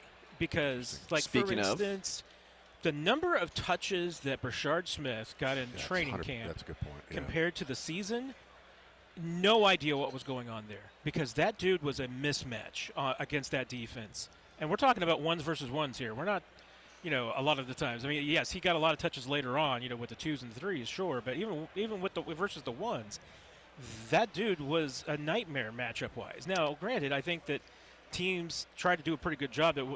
The handful of times that the Chiefs did try to get creative with him, they handled him well, but they didn't do it often enough. I mean, if the argument was that he wasn't ready, well, then why is he out there at all? Sure. But two, I mean, is he going to get more ready by not playing? And again, when you would split him out, especially if you could get the right matchup and everything, and you could get him lined up on a linebacker, that was just absolute total domination. Preseason game number 2, the opening drive. They had multiple times where Brashard Smith was lined up with a linebacker and Mahomes went his way. The first one he dropped, and then the second one was that little cut in from the backfield that he caught and went down to like the 5-yard line. Multiple plays that they set up a play specifically for him on the opening drive in game number 2. Like that's what I thought we would see a little bit more of. So that's a good point. I thought we would see a whole lot more than that. I mean, I thought Brashard Smith was going to have. I think my bold take for him was that he was going to have at least 400 yards from scrimmage, and I mean, based on what we saw in training camp, I absolutely expected that. Well, and going back to training camp, just thinking as we're talking, I don't remember seeing anything like this because the conversation surrounded what does Josh Simmons look like, and oh my God, he looks fine. Looks better than fine. He's starting. They have moved Jalen Moore to the right side. They have their left tackle taken care of. So it wasn't a Simmons can't get on the field. They're going to waste a year. It's a redshirt year for him. Jalen Moore doesn't look good. Boy, there's some issues here. Tyquan Thornton, oh my God, they're going to add another deep threat. But Tyquan Thornton, this guy's coming out of nowhere. So what I remember from training camp, and maybe some of that is what we do in training camp because hope springs eternal anytime that the calendar changes. What I remember in training camp was offensively there were a lot of positives coming from what could be if the Chiefs' offensive line. Kingsley looks a little iffy at left guard, and maybe Jalen Moore needs to play left guard, but Simmons looks the part at left tackle. And if you're going to have one of those take care of business, you want the left tackle. Jalen Moore and Kingsley at left guard was really the only thing I remember people talking about and panicking over. Kingsley might not be the guy at left guard. And I do want to throw this in there. I did look it up just to make sure. My projection was incorrect. Chiefs were 15th in plays ran. Okay. So they were middling, which I was right. I just thought they'd be lower than that. Yeah. But you made me think about it, and I do recall. I mean, going back to training camp.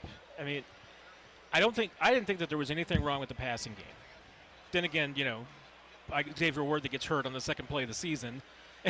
And run mesh. was not the same the rest of the year, and that changes things.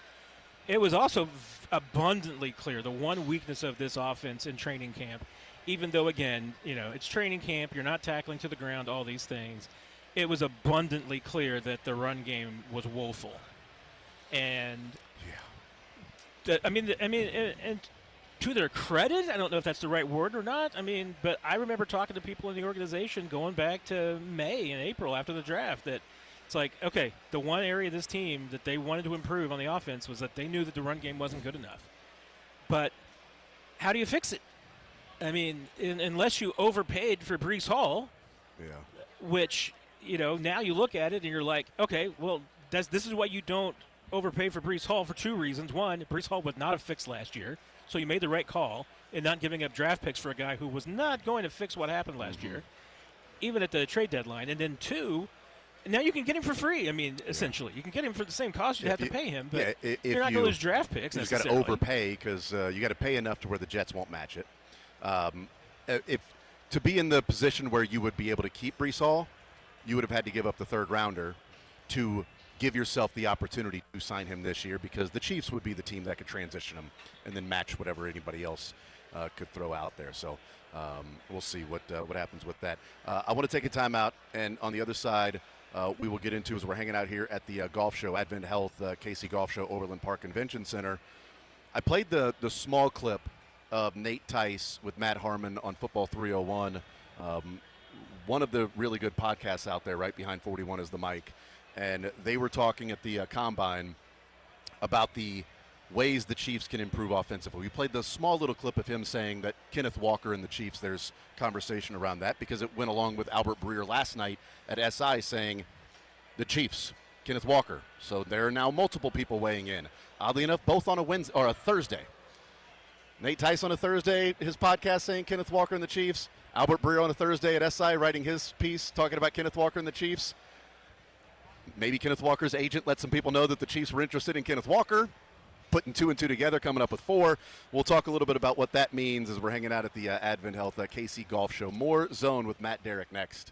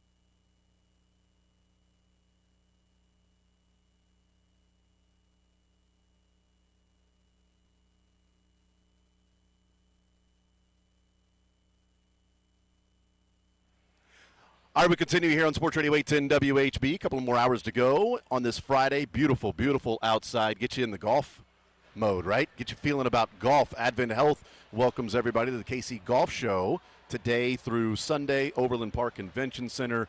Great front door bonuses like 5 Great Life golf rounds, Golf to Mules, National Free Balls, Sim Time with Barry's Golf and Groove, and Birdie's Indoor Golf, and get an Advent Health Championship ticket, all while it lasts with those front door bonuses. Women's Day is tomorrow. The Advent Health Golf Championship coming up on August 17th through the 23rd. We talked with Rick Amos. We appreciate him stopping by earlier today and hanging out with us, talking about the significance of the Korn Ferry Tour event here in Kansas City, moving to the final stop on the tour before the playoffs start for the Korn Ferry Tour. So that was appreciate him. And you heard he's giving me a round of golf there. So that's a binding legal document, I believe. Yeah, verbally binding. Yeah. I'm glad we made sure to get Sounded that out like again. Yeah. That's the voice of Sterling Holmes. That's the voice of Matt Derrick. Chiefs Digest 41 is the Mike podcast. We'll talk with Mick Schaefer coming up an hour from now. He is on his way back from the Combine in Indianapolis. Let's play this clip. It's about 2 minutes or so. It's Nate Tice and Matt Harmon are on the podcast, Football 301, and it's about the different tweaks and what they want to see offensively for this team. It's essentially the podcast went through certain teams and said, these are the things free agent-wise they want to see a team do, or draft-wise. This is what this team needs to do to get to wherever they want to be, whether the Chiefs back to glory or teams to 500, whatever.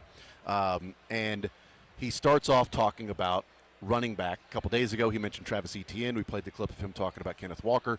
That's how it starts, but he gets into some other things about what he's looking for the Chiefs to do this offseason. Let's take a listen, and we'll talk about what we hear from Nate Tice and Matt Harmon. A speedy running back.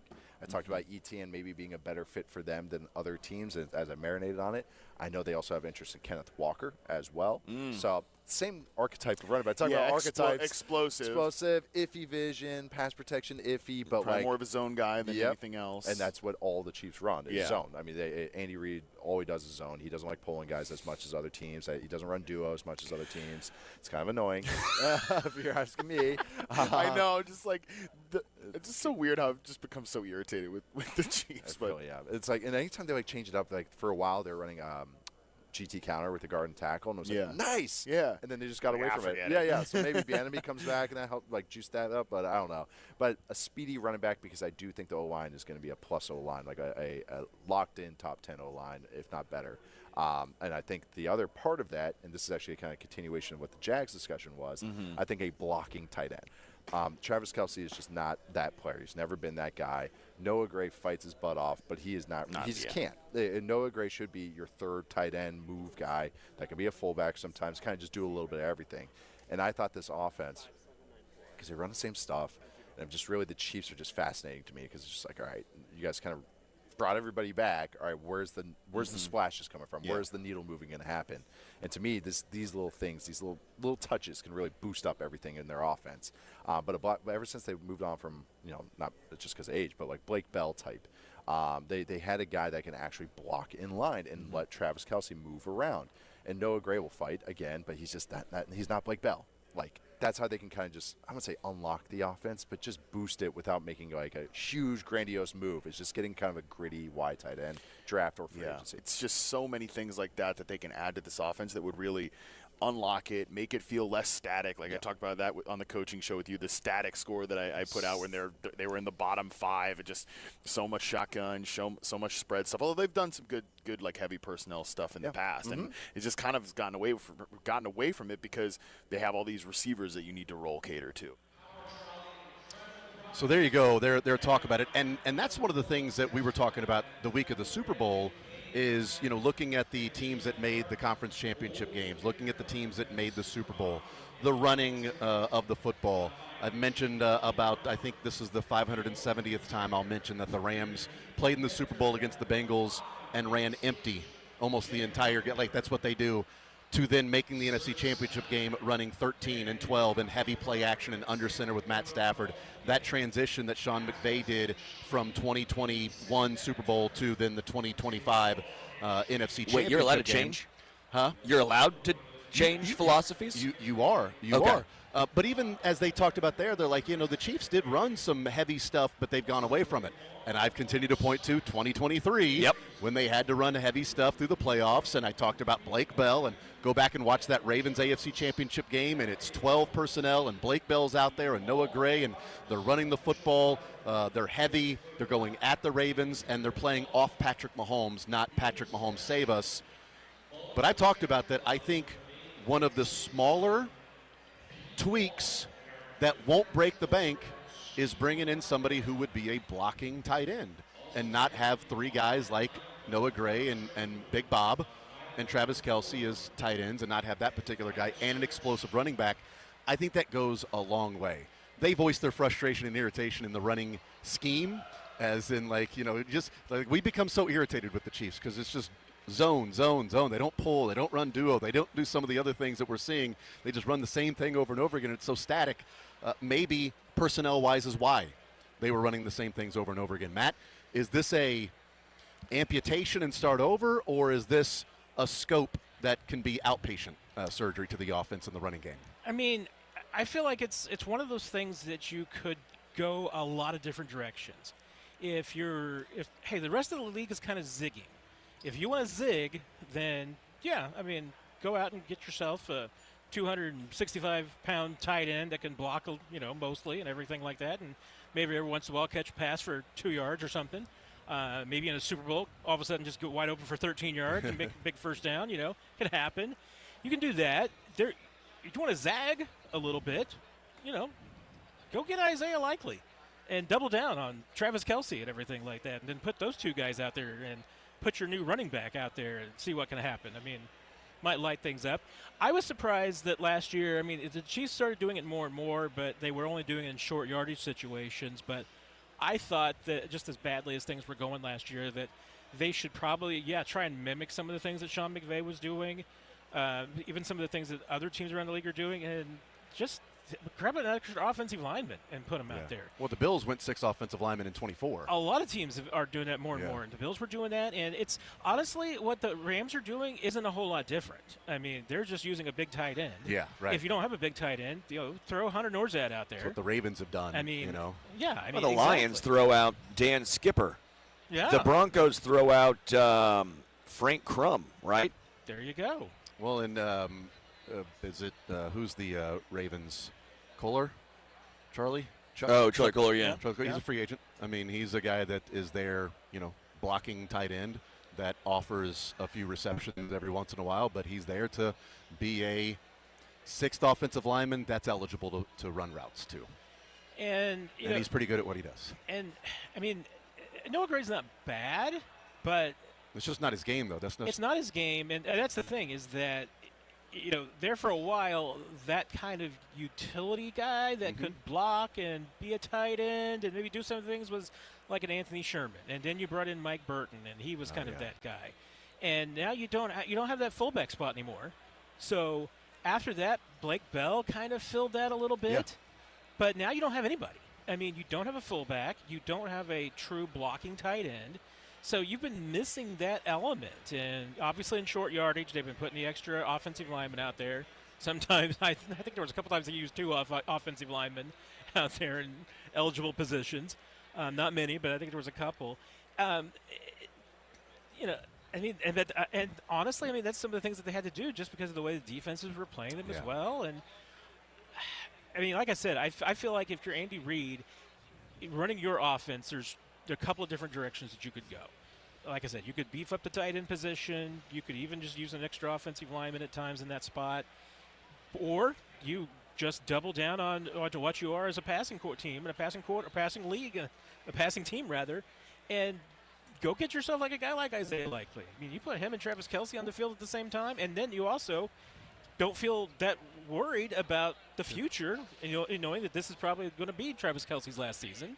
I don't think this is correlation causation, so I'm not saying that. But I do wonder if there is a connection between the last time the Chiefs had a blocking tight end and a fullback on the roster at the same time was 2022. Burton and Blake Bell both were on that roster in 2022. They were the number 1 offense. They move on from Burton, the fullback. They still have Blake Bell. They're able to go heavier late in the season when they figured out that's the way they're going to have to run their offense because Blake Bell then did a lot more, and then they moved on from Blake Bell. In the last 2 years, they've had no fullback and no blocking tight end. And the offense has continued to go the other way. I don't know. Weren't we talking about, like, Andy is old school? He still has a fullback on his team. Like, Andy Reid is going to be the last. He's a dinosaur with fullbacks. You're wasting a roster spot with a fullback. And now we're seeing other teams going, we should use a fullback and blocking tight end and go a little heavier now because defenses are smaller, faster, and smarter than they've ever been before. And that's what you're trying to counter now, and that's what other teams have been countering certain ways. And I do think the Chiefs may have adjusted last year, Matt. Let's say Blake Bell is 2023 Blake Bell. I think the Chiefs might have adjusted last year and gone more Blake Bell.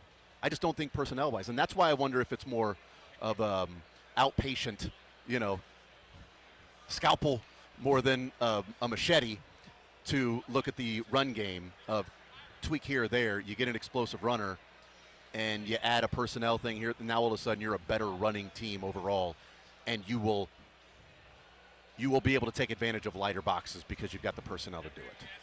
And, and to me, you mentioned 2022, and it's a good example because, again, you look at a lot of these teams around the league, and it's not even to me just that they have a fullback, that they have a blocking tight end. It's, a lot of cases, well, in some of the cases it's their starting guy. Yeah. But in some of these cases that they've got another utility guy that is just Juszczyk is great for the a 49ers. Mismatch. Well, Juszczyk's a good example, but, and I'm thinking of 2022, when the Chiefs had the number one offense in the league, that Jerick McKinnon. Yeah, that's so you're talking about McKinnon, Bell, and Burton. Yeah. That's three different looks that you can give. Multiplied. It was rookie Isaiah Pacheco that had more burst than he McKinnon does now. Bailed him out how many times? Oh, yeah. That's 100%. Just having that kind of specialized player, really. All three of those guys are specialized guys. But how many teams have those three now? A lot of teams do.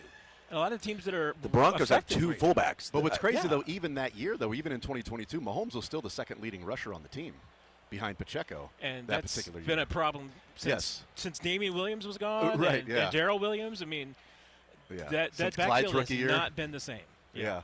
They haven't had. And Jerick McKinnon was a guy that, again, in 21, when he was so great at the end of the season, when he was there as the starter in the Bills game and the 13-second game and what he did against the Bengals. And if they had that guy on this team this year, the offense would be a lot different because his ability to burst through the hole and be more of an explosive player, he just didn't have the explosiveness left, and they didn't get it in Elijah Mitchell that they thought maybe they were going to throw numbers at with Mitchell and a draft pick that never really materialized in the draft.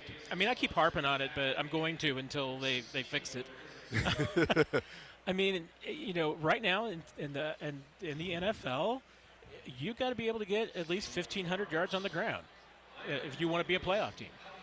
If you want to be a really good team, you need to get more like 1,800 yards on the ground.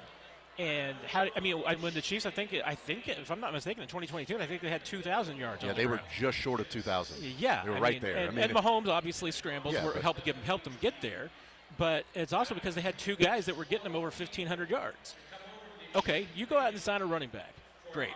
Unless that guy is one of the unicorns, unless it's Christian McCaffrey, unless it's Saquon, you need a second guy. You need somebody else that you know is going to be able to get you 600 yards. If you don't think that's Rashard Smith, then you need two guys this year.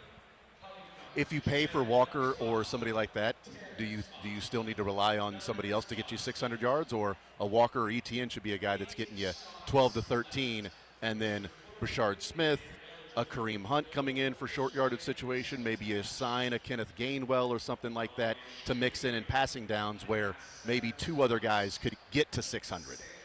I think you'd like to have a second guy because let's face it, Kareem's a great number 3 running back, especially for short yardage situations. I don't think he's a great third down back at this point in his career. He's a great third and short and fourth and short. And honestly, he might be a luxury that you can't afford, because we're talking about in the one breath we're talking about trying to make this offense more flexible and more utilitarian, and you can't necessarily do that when you've got Kareem having one skill, which is 3rd and 1, 4th and 1. It's a particular set of but skills. It's a very valuable It's a very valuable. Particular but set then of skills. again, could you keep him as your quote-unquote fullback? Like, then you could keep 4 backs with exactly. Brashard I mean, Smith, Kareem. That's a good point. Move Kareem to fullback. Yeah, this is Dennis Dodd.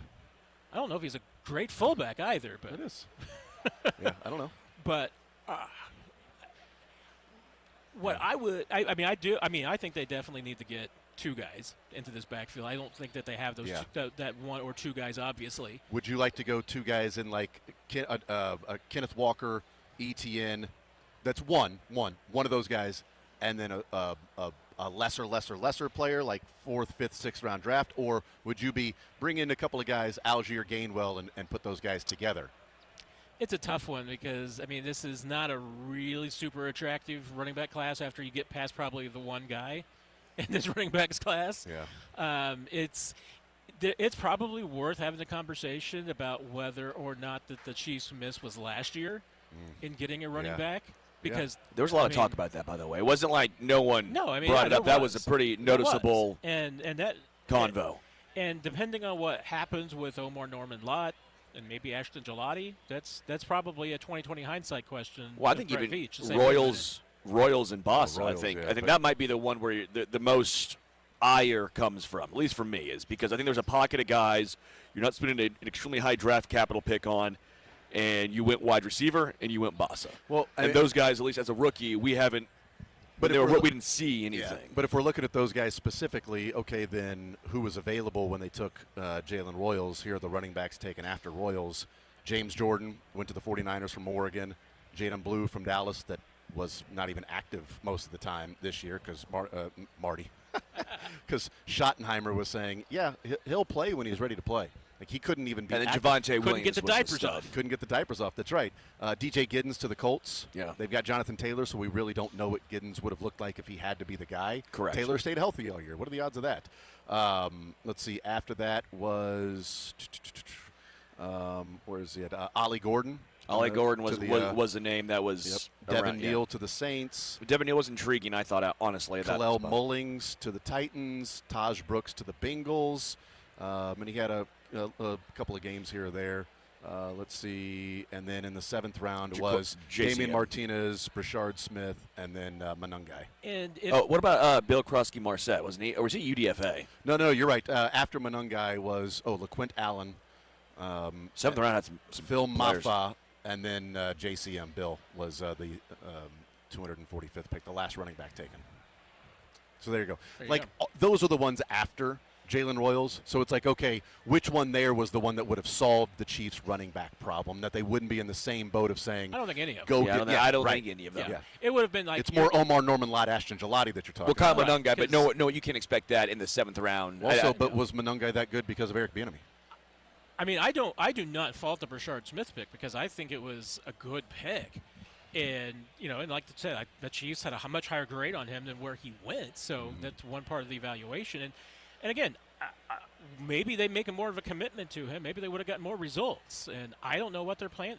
If their plan is for him to be one of those 3 utility players that we're talking about, where he is the Dexter McCluster on this team, and maybe then you get a fullback and a blocking tight end. Maybe Brashard Smith might be one of those 3 guys, but he's not one of those top 2 guys to me. The issue is the thought of those guys almost always outweighs the production of those guys. It was like the NBA for a long time when they want the 7-foot guy who was a guard. They saw Porzingis, so they go, let's get Dragan-Bender.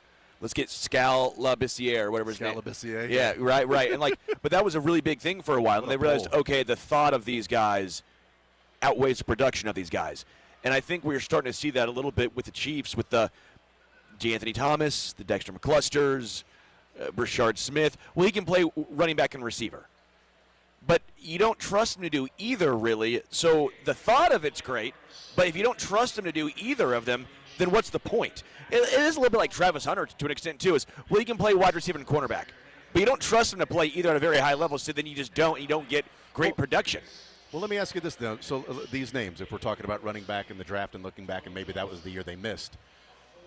Genty, Hampton, Judkins, Henderson in the first 38 picks. R.J. Harvey went 60th. He's nothing special. And they tried to make it work. And now they're talking about, Broncos maybe, in the mix for another running back this year in the draft. Who knows? After that, Caleb Johnson, they still didn't play him in Pittsburgh. They went with Kenneth Gainwell and Jalen Warren. Jalen Warren, thank you. Bashal Tootin, the Jags. Played, but Etienne had a big year, so he still didn't take over for Etienne. Cam Scatterbo, maybe that's the one. He looked good with the Giants until he got hurt. Good. Trevor Etienne didn't play.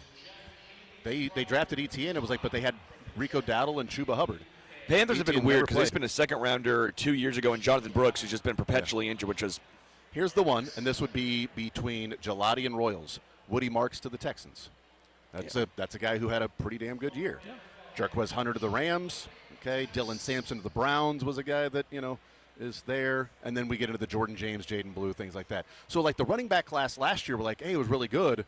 They all went early. It's true. It was really good in the first legitimate 38 point. picks. Yeah. And you're not taking one of those. I mean, even with the knowledge that you have now, I still don't think you're necessarily taking one of those instead of Josh Simmons. Instead of Josh Simmons, yeah. So No, not even close. I don't think it's a question. Yeah. So, I mean, it might have been to where they viewed it appropriately in the draft and said, well, this is the running back here. Like, yeah, there's a lot of running backs, but is this a guy that's going to be a difference maker as a fourth rounder, or we take Jalen Royals and maybe we've got another Rashee Rice type deal that we don't know if he's going to be suspended, and hey, maybe he's going to be suspended for the 26th season. We don't know. Yeah. So, or Jeffrey Boss is there that we didn't think was going to be there as opposed to this running back. I don't know. But that was what 5 or 6 running backs last year that went in the top 38? It was 4. 4? Okay. 5 that went in the top 60. There's going to be one I think goes in the top 38 this year. I mean, Yeah. I'll be stunned. That Price probably goes. And that's the thing that is next. his backup is probably going to be the second running back off the board. Well, we kind of saw that a little bit we've seen before with Quinshaw Judkins and Henderson last year, right? Yeah, I mean, they went 36 it's not and super. 38. I don't want to say uncommon, but it's not common, but I don't think it's extremely uncommon to have a 1-2 punch go fairly high. At least it's not. If you're the Chiefs, you don't want to be getting the second running back out of the LSU backfield. So. Yeah, but he was what made that whole offense go. That's not even Clyde shade. That was more like just the second best player on LSU all the time that the Chiefs always take. Yes, so. that's true. It's not like Joe Burrow and Tyson Justin Jackson, Jefferson, and Jamar Chase and guys like that. It was Clyde that made the whole thing go. Hey, once again, he was the straw that stirred that drink. I updated this and I had it ready just in case I needed it and everything. Yeah. Because I went back to look at this century first-round running backs to win a Super Bowl with the team that drafted them. It's Clyde. Clyde was the last one. Is he the only one? There are, I believe, 3. I'm trying to pull my list back up. So Because Saquon obviously didn't do it with the Giants. He did it with the Eagles. So that doesn't count. Right. Right. Trying to think first-round running backs that went to trying to think of Super Bowl winners that drafted first-round Actually, running there backs. might be this. Let's see. When was he? There's But first-rounders. technically, I think there's. Is that 6? There's 6. Dating back to what year? 2000. 2000. I'm counting 2000 as part of this century, even though technically it's not. When was Edgerrin James? Is he a first rounder? He is not on the list. But that was a die though that won with. Was it a die? Okay, so a die. Yeah, But he and wasn't you a first rounder though, right? Yes, he was. Oh, so Okay, it's so a one die. of them? So we were on the same page. Yeah, Colts. so a Colts. You just nailed one. Okay, Yes. a die. What about with the Was Kamara, Saints? Was Kamara on that team? No. That It would have would've been not Kamara. Yeah, I know what you're talking about. Not Maurice Jones-Drew, but it's Talking about the number 2 overall pick who no longer has a Heisman. Yes, Reggie Bush. Thank you. Reggie Bush. Reggie Bush is one of them. Yeah, not Kamara. Not Kamara. I'm not a Kamara So, player, but Reggie Bush. That's we're up to 3 now. There are 3 more. One of them you will not get. 2 of them you have a good chance. I know Trent Richardson didn't get one. What? How did he not get one? Are you kidding me? Oh man. And one was in 2000. Jamal Lewis, right? Oh yeah, There's number Jamal 4. Lewis and Ravens. Good job. Yes. Good work, sir. And if I'm not mistaken, Priest Holmes got one that year. Yeah. the other 2 both did it in their rookie seasons. Other 2, both as rookies. So man, I'm drawing a blank. This is getting Like I said, one you will get, one you will not. because one was maybe a backup or injured or. One. What was his story? Morning Glory. It's the word See, hummingbird. I remember his name, and I'm just like looking at his stat line here, and I'm like, God, was he really that bad? And he might have been that bad. Oh, my goodness. My fingers are too fat, though. Who was on the Steelers? That's a really good question. It was a Najee Harris type. Yeah. That Jerome Bettis. No. It was Rashard Mendenhall. I don't know why. Yeah, Rashard okay, Mendenhall. it was just coming up with his rookie season. Was it Rashard Mendenhall? It was Rashard Mendenhall. Nice. That's the one I Yeah. did not think that you were going to get. Because Good pull. So we have one Well, left. that's only because you said I wasn't going to get it. He didn't play. I'm just hardly- going back through Super Bowl champions. Well, because he and thinking fumbled. Didn't who he have their the running big backs fumble? were. Well, he only had. Or the year after, I think, the big fumble. Gosh. Yeah, that's We have like one more. showing Can we his do it? numbers here. Not David Johnson.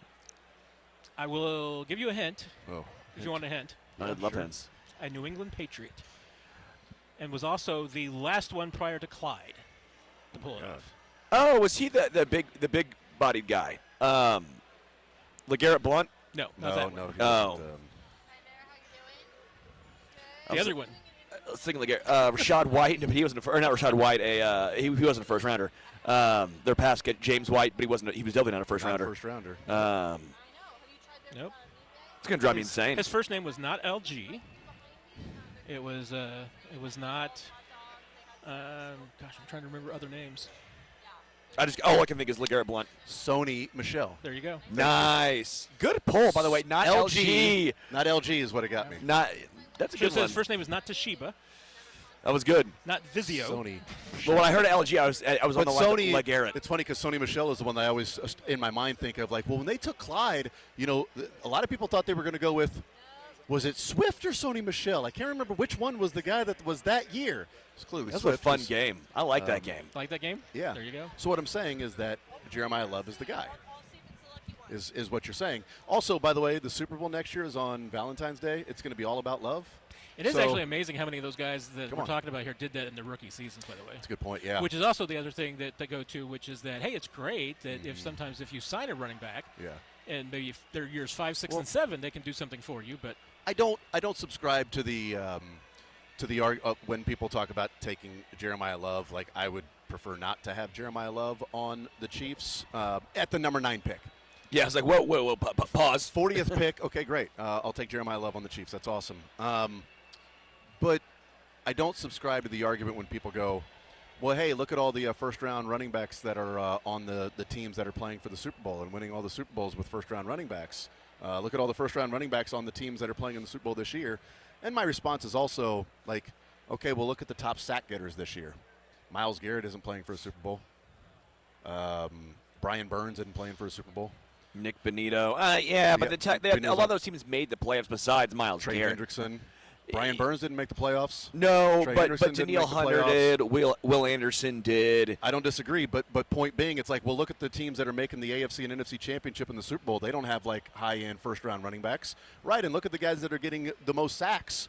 They're not playing in the Super Bowl either, so it doesn't mean it's that normally just 'cause look you're at not where the making- quarterback was Yeah, drafted. you're not Look making where it- Drake May and Sam Darnold were. Just because you're like, hey, look at the top running backs in the NFL in yards. They're not playing in the Super Bowl. And neither are the top sack getters in the NFL. They're not playing in the Super Bowl either. So we could do that with a lot of different things and positions. But ultimately, it's a matter of how do you build your overall team. And, yes, if the Chiefs had a top rusher and a top sacker, they would be pretty much really tough to beat. Well, and let's be real. It's also human nature. We look for patterns. It's human nature to try and find patterns, and that's why when we did the running back game, when we first talked about the number 9 pick, there was a complete cutoff at, what was it, pick 16?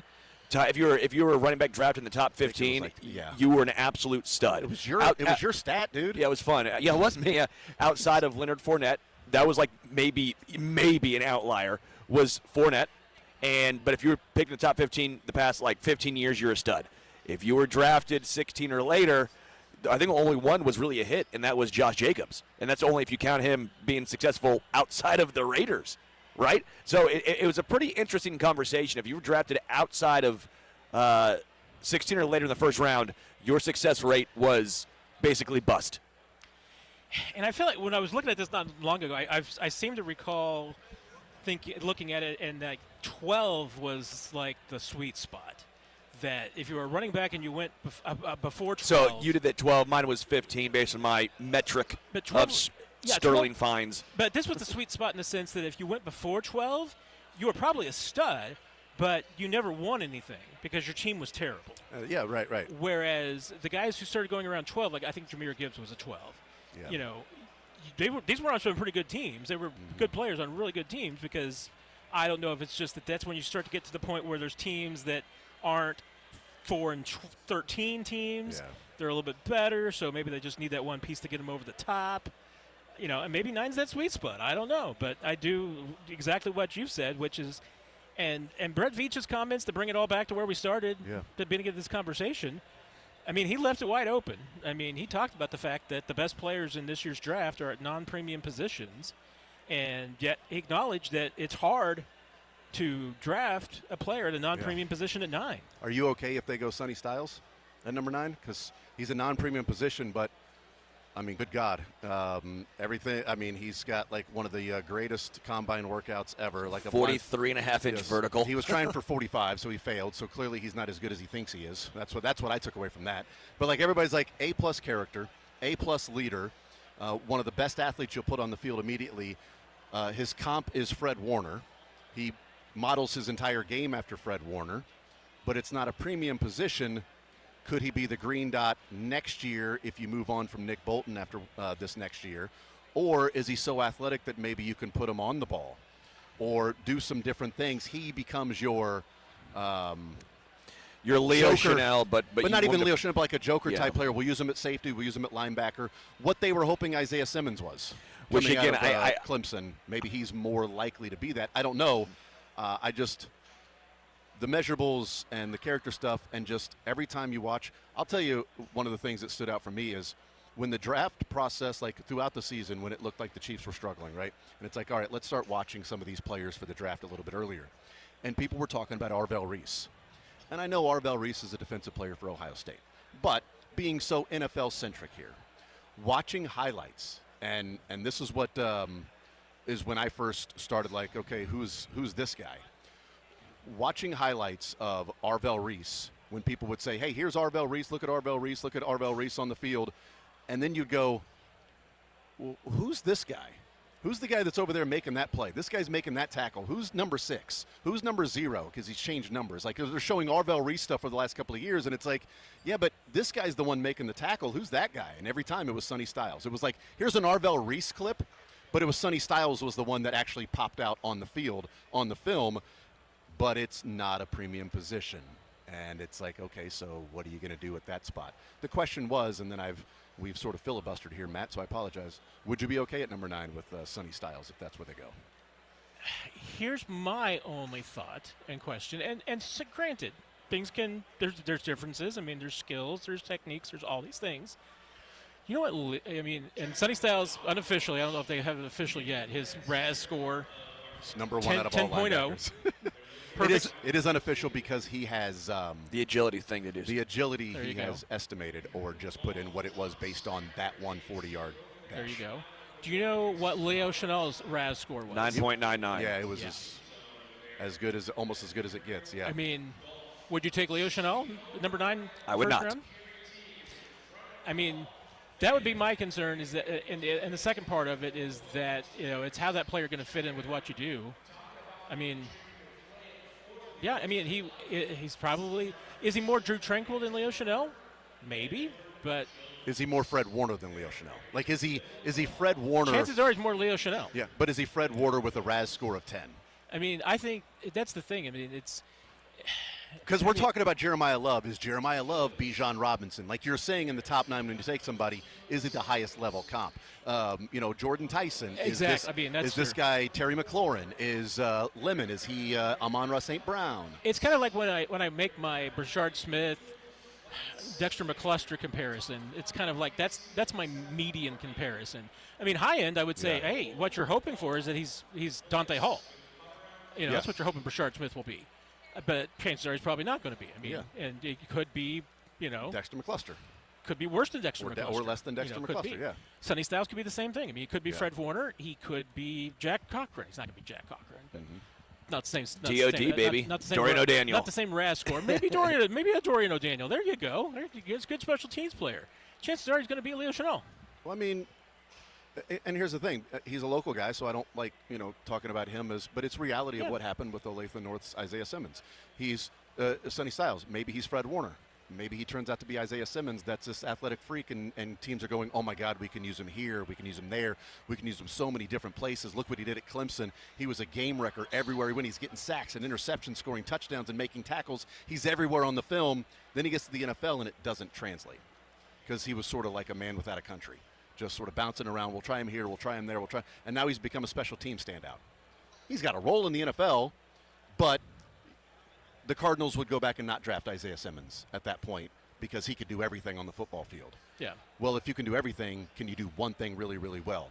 And that's where we come back to Reuben Bain to a degree. And I know we got a break and all that stuff, but if Reuben Bain is just simply only a freaking stud power rush or just a power rusher, like that's what he offers as a power rusher, even if that's the only thing you ever get out of him, which I think there's more because there's so much bend there. His burst isn't great, but there's still bend there with Reuben Bain. But even if the only thing he offers is power rushing, well then if you build your entire defensive line, that left tackle is spending the week getting ready for Reuben Bain as a power rusher.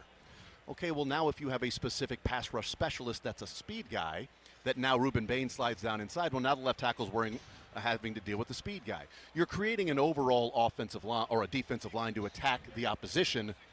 And if the worst thing you get out of Reuben Bain is that he's just really awesome at power rushing and he doesn't offer the speed, okay, so he does one thing really awesome. Because we've seen a lot of guys that try to do a lot of things well and don't actually do one thing really, really 100%. good. So, Matt, 100% amazing work from you today. 100% with the Wagyu beef that we've had here. The Wagyu beef has been amazing. Booth Creek has unbelievable stuff here, and they have fed us lunch and everything, and Matt Derrick has fed us with tons and tons of content. And I just looked at the clock in my text from Michael, and my bad, Oh, Michael. yeah. Hey, we're due for a break. We were having fun there. You know what I mean? We were having a lot of fun. Matt, you're the man. Appreciate you, brother. Thanks, guys. Take care, everybody. Chiefs Digest 41 is the Mike podcast for Matt Derrick. We will take a timeout. We'll come back. We are hanging out at the golf show, Overland Park Convention Center, Advent Health, welcoming everybody to the KC Golf Show.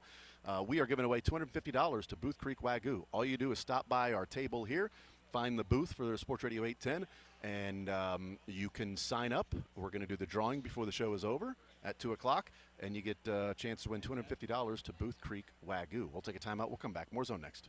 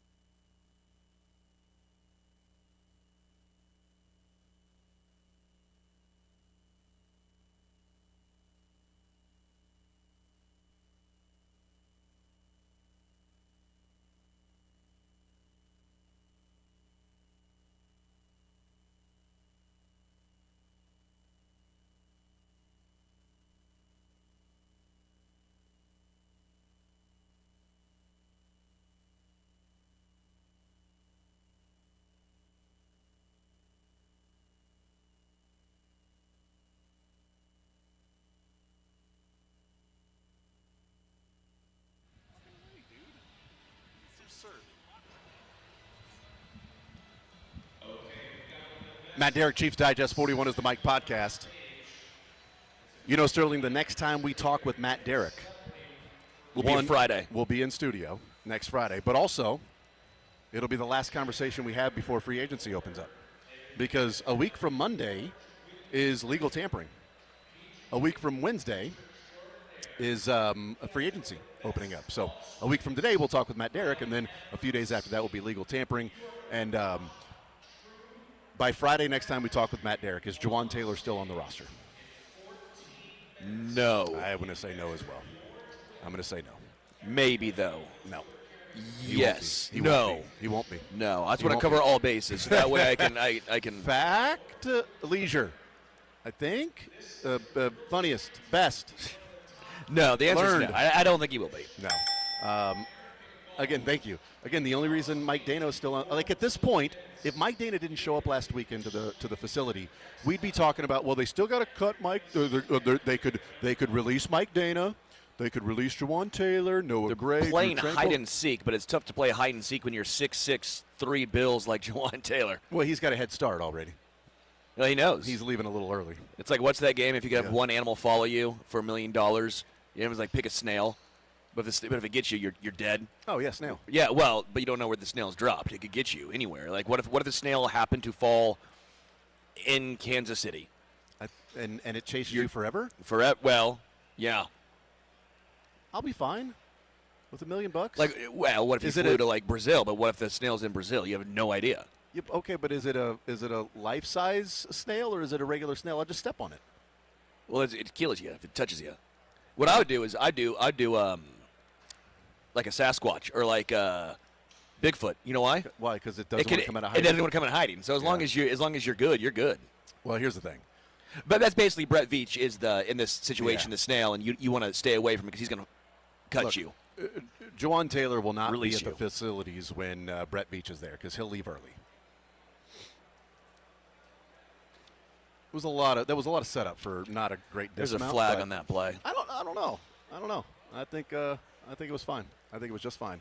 We are hanging out at the Advent Health Golf Show, Overland Park Convention Center. Advent Health presenting the KC Golf Show today through Sunday, where they've got some great front door bonuses, lots of cool prizes. All of the booths here are fantastic. They get you ready for some golf, and Booth Creek Wagyu is getting you ready for meals, is what they're doing. We're giving away $250 to Booth Creek Wagyu, a gift card here. And we had some lovely ladies stop by who their father said, look.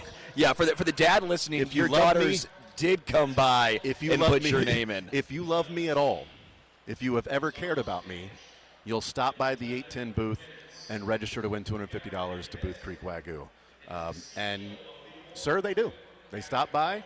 And they filled out their information, your information, I think kids, I think maybe distant relatives. They were here for an hour filling out it was these wild. things. That was odd. They were just sort of lingering. But they also said make sure he wins, but we don't know his name. Yeah. So right. And also we don't do that. We don't rig things. Well, but they slipped me $100, so it's they still come out. They still come out $150 on top. You know what I mean? Pay $100 for a $250 gift card.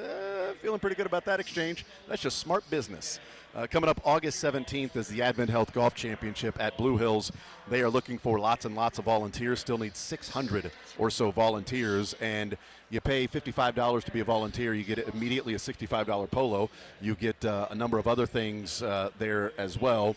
You get an opportunity to play at Blue Hills. So it's well worth it. Just simply playing Blue Hills alone. Could you play $55 right now? Would you pay $55 to go play Blue Hills? Yes, I would do that. What if you got a polo and got to hang out at the golf course for 4 days watching the Corn Ferry Tour, the Advent Health Championship? Yes, I would do that as well. You would do that as well, certainly. That's coming up August 17th through. As a man who 23rd. used to work there. Yeah, you did. 100%. You know that golf course. Could you caddy for somebody out there? They needed somebody. Not well, but I could. Okay. They needed somebody like, all right, I need to know what is going on this course. I can tell you where not to go because I've been there. I don't know where you're supposed to go, but I can tell you where not to go. That's half the battle. You're eliminating areas. You're already better. If that person knew nothing about the course, at least they're knowing where to stay away from. I always love it. It's how I got Trent Green's phone number when I was in high school. No kidding. He left his phone on the golf cart somewhere. So we couldn't you find it. And so opened it up and called your phone? No, he goes, Can you call my phone? I go, well, Trent, I'm going to need your number. Mr. Green. That's funny. Mr. Green, I'm going to need your number. Mr. Green. And so I used to go and show all my friends, like, I got Trent Green's number in high school. I felt pretty cool. That is awesome. And did you randomly call him? We never found the phone, by the way. Never found the phone. You stole it. I don't know who Did you took steal it. Trent Green's I phone? did not steal Trent Green's phone. Trent, I think Sterling is sitting here saying he stole your phone. But it was not where he probably got it back at some point, but it wasn't in the cart barn. I was going to the cart barn, or unless it was on silent, and then I'd be screwed. How long ago was this? So it didn't have like the Find My? Oh, this would have been. Was it a Nokia? 17. This was 14 years ago. Did he lose his pager? This was 14 years ago. Yeah. Was it a Nokia that he had the block thing? Was it a flip phone? It was a. It probably was a flip phone. Was it a Sidekick? 14 years ago was probably. It would have been like the iPhone 3. Yeah. Okay. Blue Hills Country Club, where the Advent Health Golf Championship is going to go on August 17th through the 23rd. It'll be the last event of the Corn Ferry Tour, which is pretty awesome. They've got that now going along with that PGA-sponsored event here in Kansas City. We'll take a timeout. We'll come back. We'll continue hanging out and rolling. We'll talk with Mick Schaefer. He is on the way back from Indianapolis. They're at the Combine this week. Did lots of great work at the Combine, talking to the local players from colleges and high schools and things like that. So we will talk with Mick Schaefer en route from Indianapolis. That comes up at 1 o'clock. More Zone next.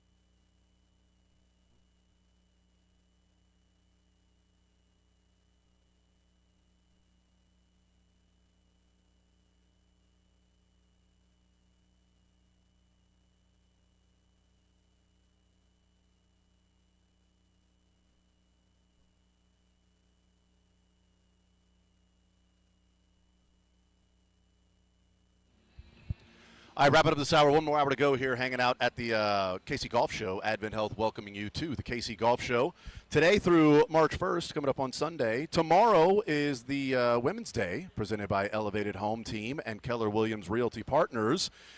The Advent Health Golf Championship coming up August 17th through the 23rd. We have one more hour to go here on a Friday. We got the cuts before the show is over later on in the show, about 1:45 or so.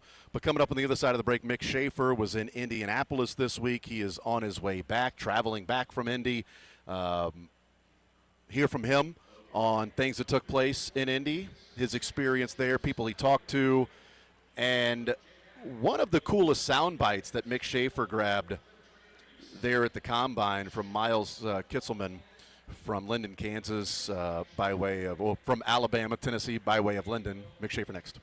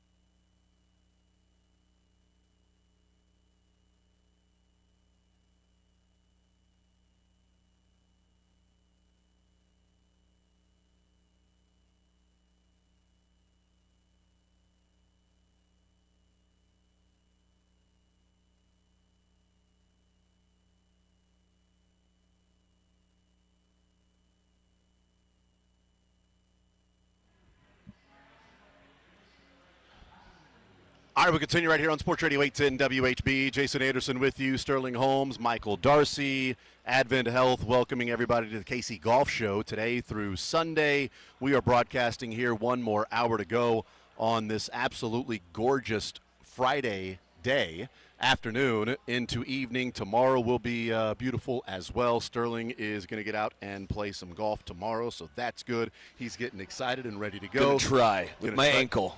Yeah, sure. So he's going to go play some golf tomorrow, which is perfect weather, and the golf show, a great spot to kick off the spring and to come here and get in the golf mood. Appreciate Booth Creek Wagyu as well. They've been stopping by and bringing us different samples of their food that they have samples at their booth. Great stuff.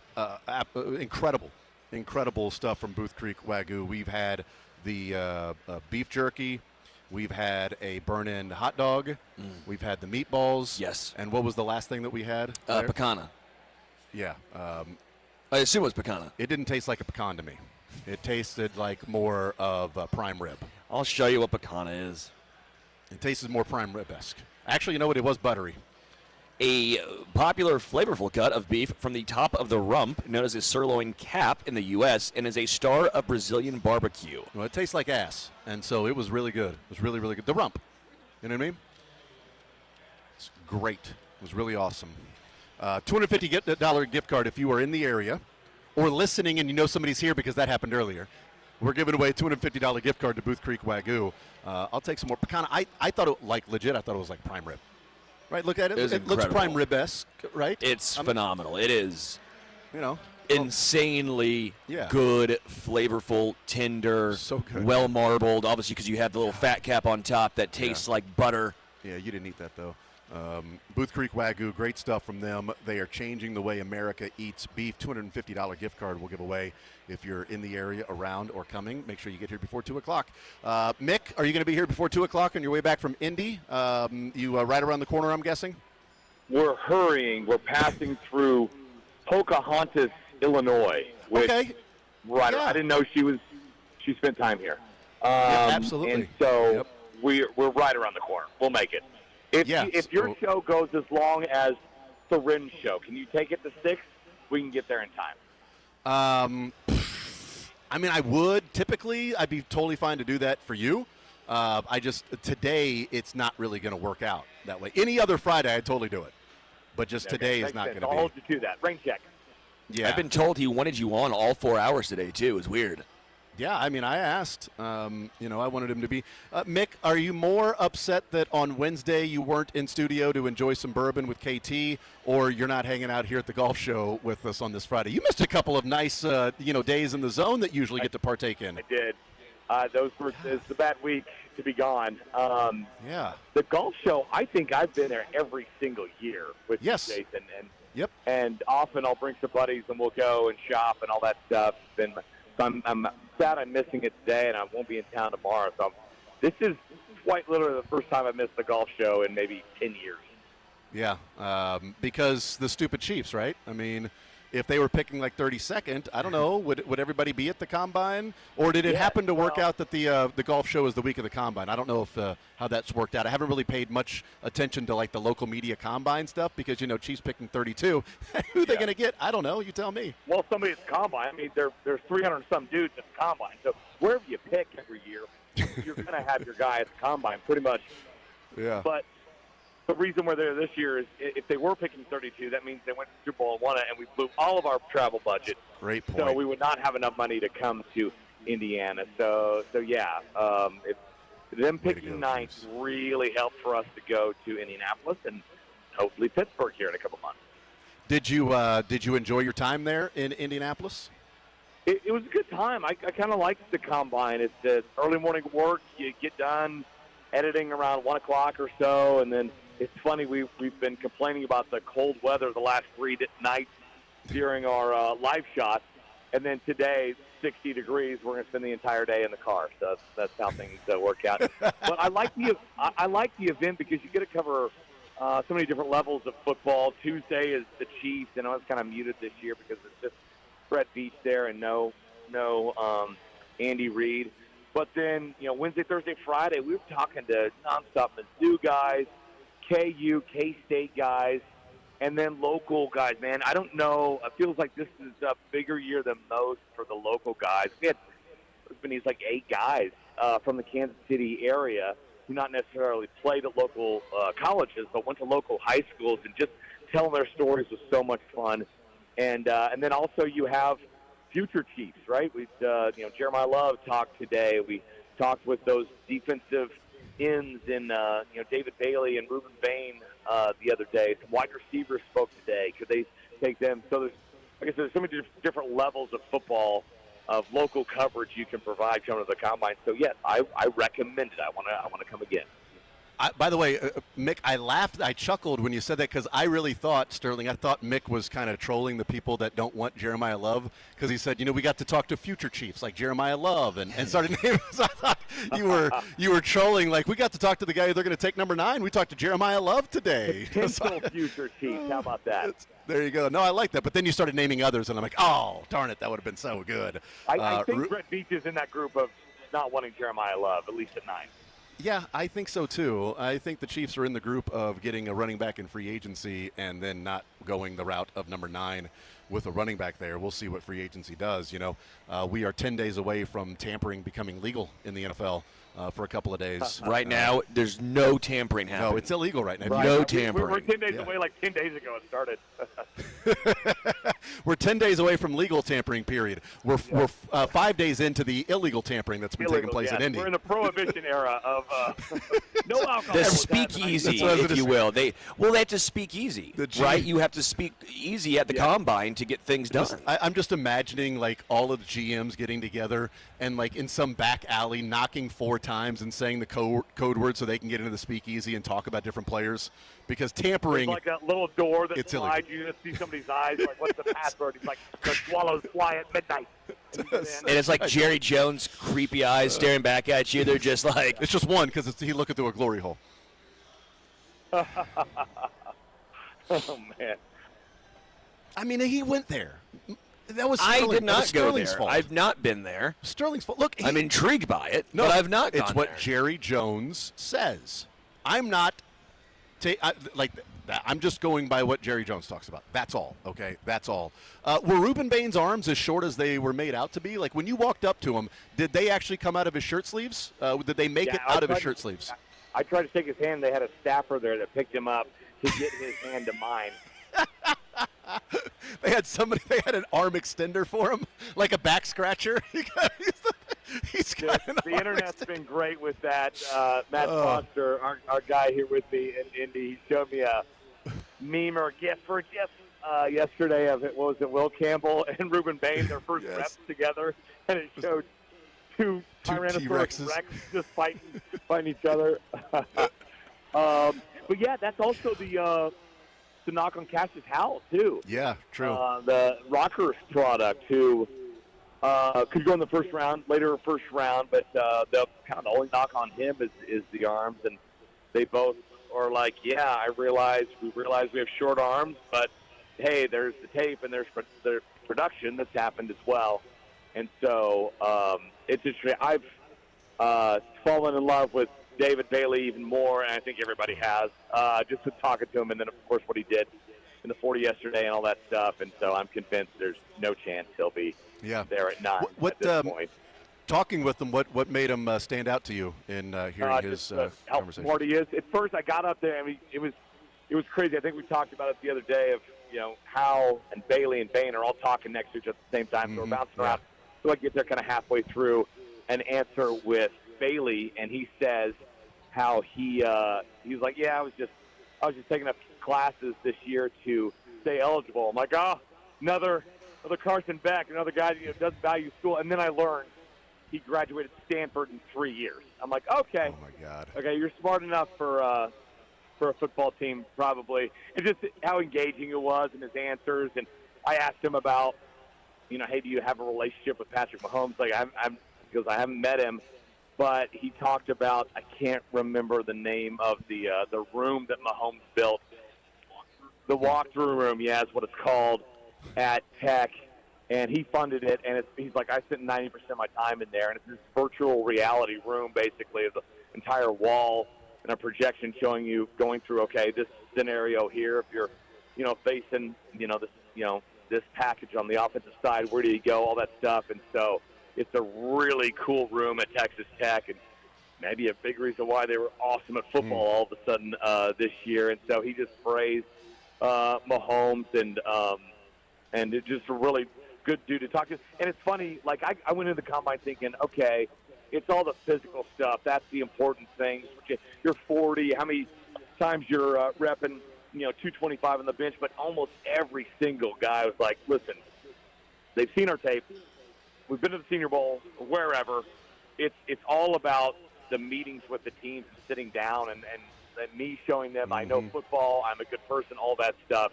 That really seems like that's the most important part of the combine for all these guys. And if so, I'm sure David Bailey knocked it out of the park.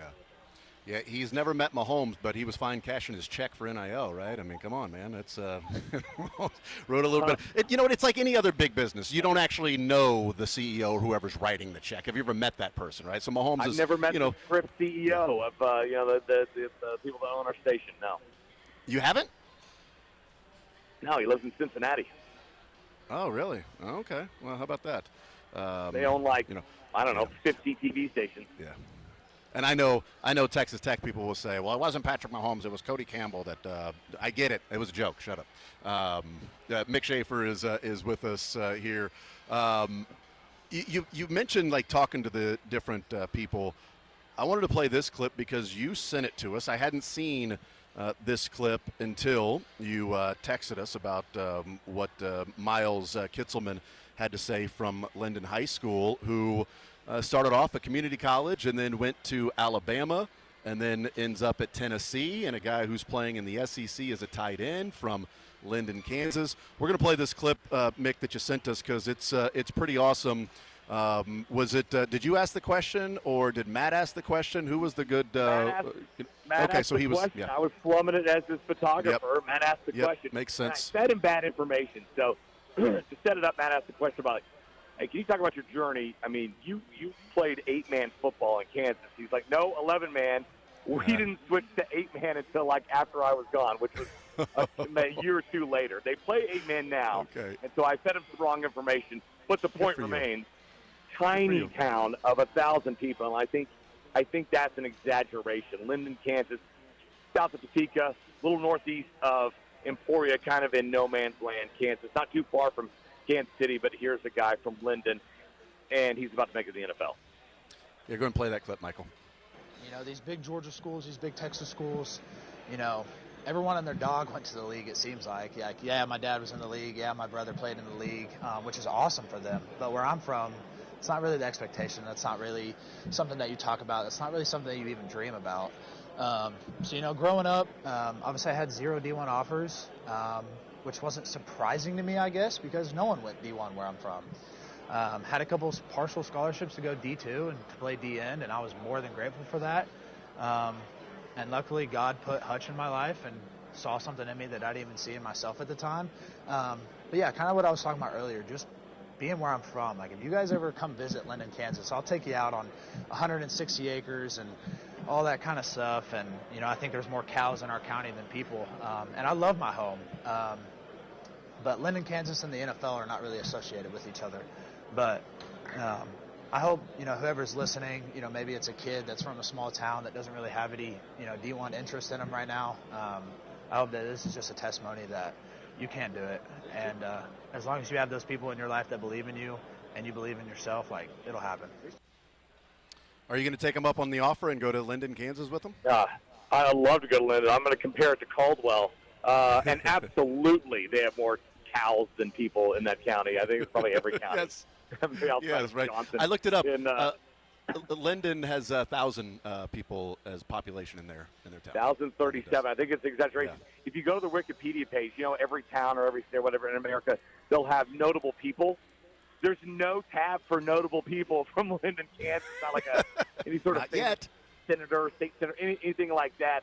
So he would be the first guy from Linden, Kansas to make it. It was just, it's funny, you talk to these guys and you'll pull 4 or 5 sound bites from the whole session, and you'll turn it into a story for the news that night, right?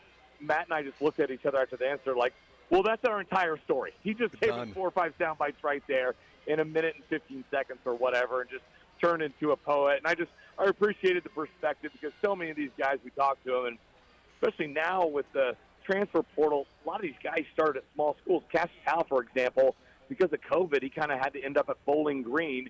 3 years later, made his way to Texas A&M, a place where he probably should have been in the first place. And he was like, yeah, I think I was overlooked.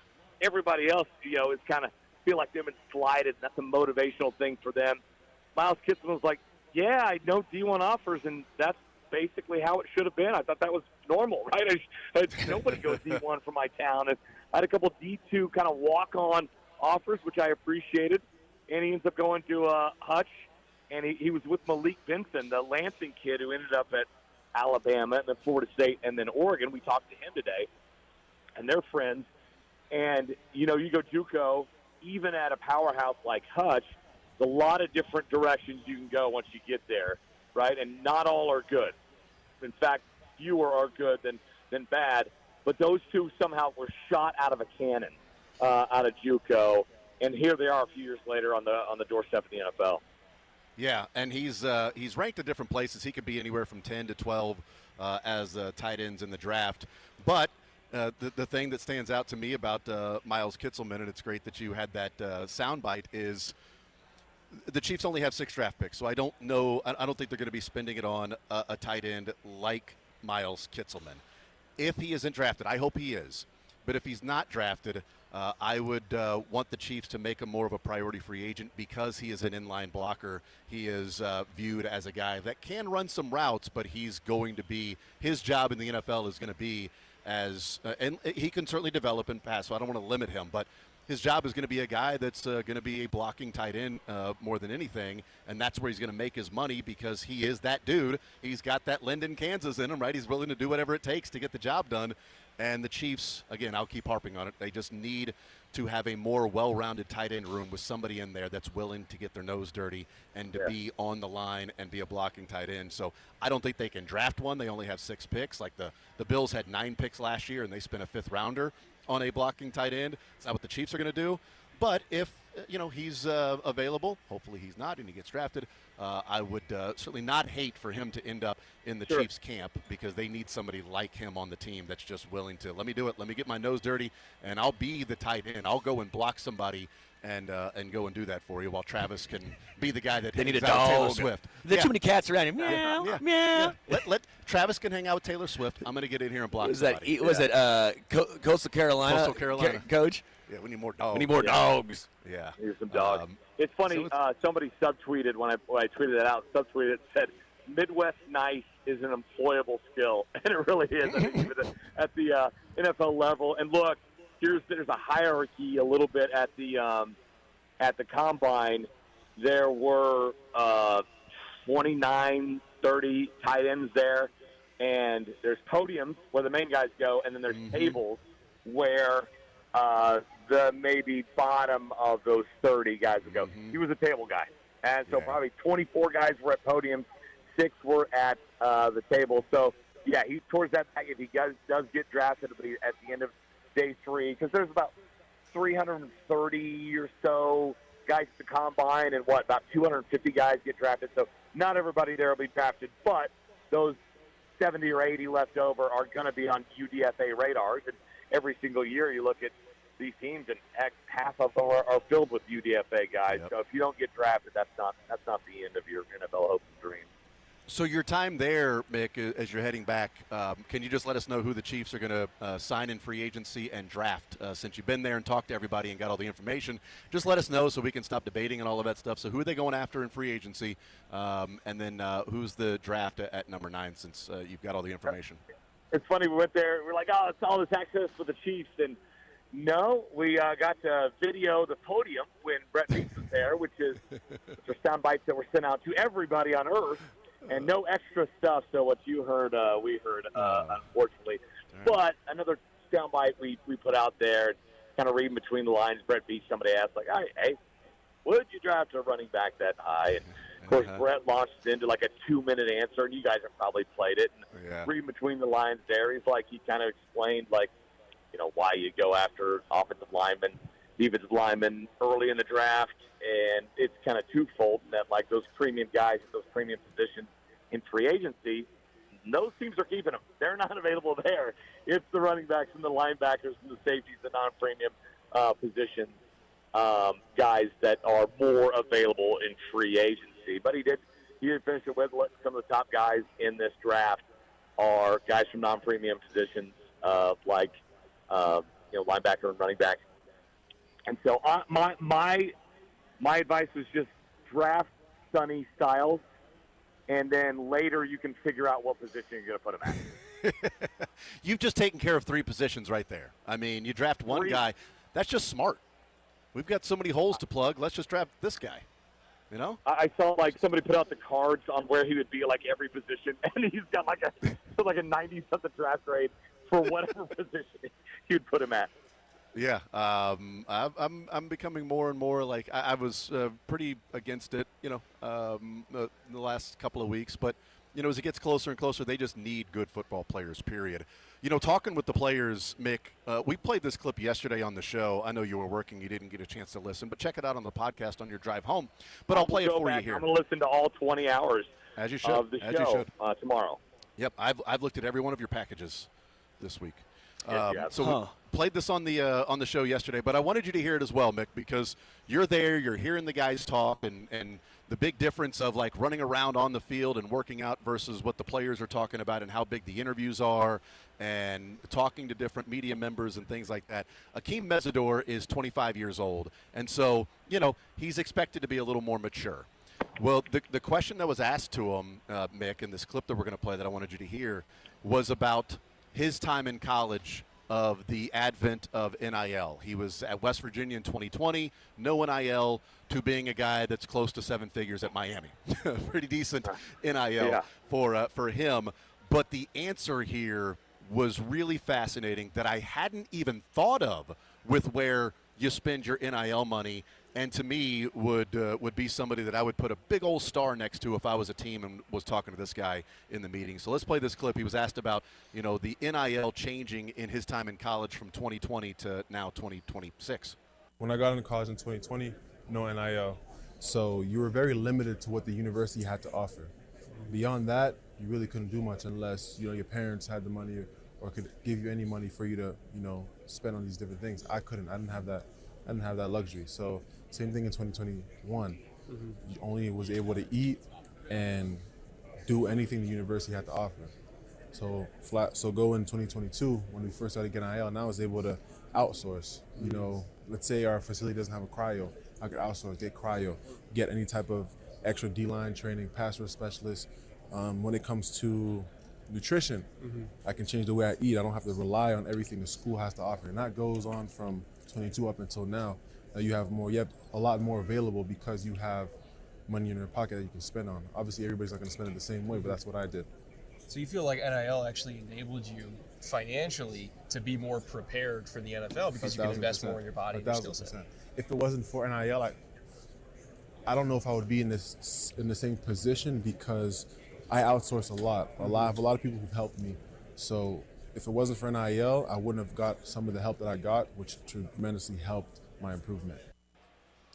I thought that was one of the best answers I've ever heard about NIL and for a draft prospect coming into the NFL because, as he said, look, guys, you get NIL, they'll spend money whatever way, and that's up to them.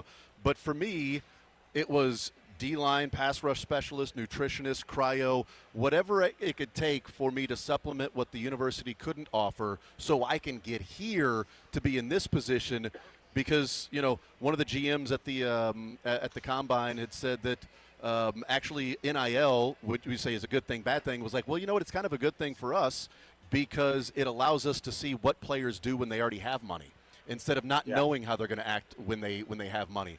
Boy, I'll tell you what, man, that moves Akeem Mesidor pretty much, higher up on the list if you're wondering about what's a guy going to do with money. Oh, he's going to invest in himself to be the best he could possibly be. Yeah, instead of his wardrobe and his, what's in his garage, right, as most of us would do. That's amazing. I'm like you. I'd never even considered that, what these guys would do and shoot the money they make. That go a long way into their development. And look, I've always said this is, I think, one of the good things about NIL is that, these athletes, they'll go from before, they went from making nothing to making everything. And you don't always know how to manage that money as opposed to most of us. We get through college and we learn how to live on $20,000 a year, $30,000, $40,000, make ends meet, you have a budget, all that stuff. But if we would have got, $10 million out the gate, yeah, I might have spent 8 in the first month. Right? So that's a lock. Brewster's Millions. The amount of 100%. Nothing to show for it. Sea-Doos I'd buy, the amount of Sea-Doos would be astronomical. Still be Sea-Doos. But I think that's been a struggle for a lot of players. We see these guys, especially in the NFL, where the average career is still 2 to 3 years. They get done, and there's nothing left. And so, yeah, maybe that can help if you have 3-4 years of making money. Although you guys still make a lot of money just out of the gate with NIL, so maybe that can help them. No doubt. But I heard that. I'm like, man, if you want to know about a player, like, okay, he's going to be in here. What is he? How serious does he take football? Like, does he love football, right? Is that all he does? Ruben Bain, only thing I care about is football. I've got no hobbies. It's football. I eat football. And I believe him that he eats footballs for probably breakfast or dinner. I think he is a man that's probably eaten some leather in his life, okay? But you hear, like, Akeem Mesidor weigh in and say, no, what did I do with my NIL? I invested in myself to be in this position. So, okay, now you get in the NFL. Is he just going to stop? Well, he had millions of dollars before. He could have stopped.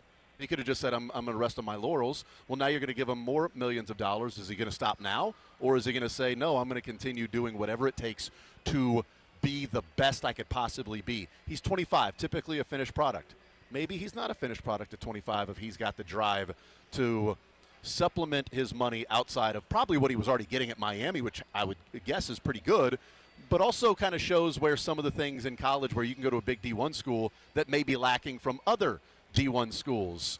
They may have certain facilities or things like that that can help you, improve your game, not just coaching and playing in the SEC, but having your own.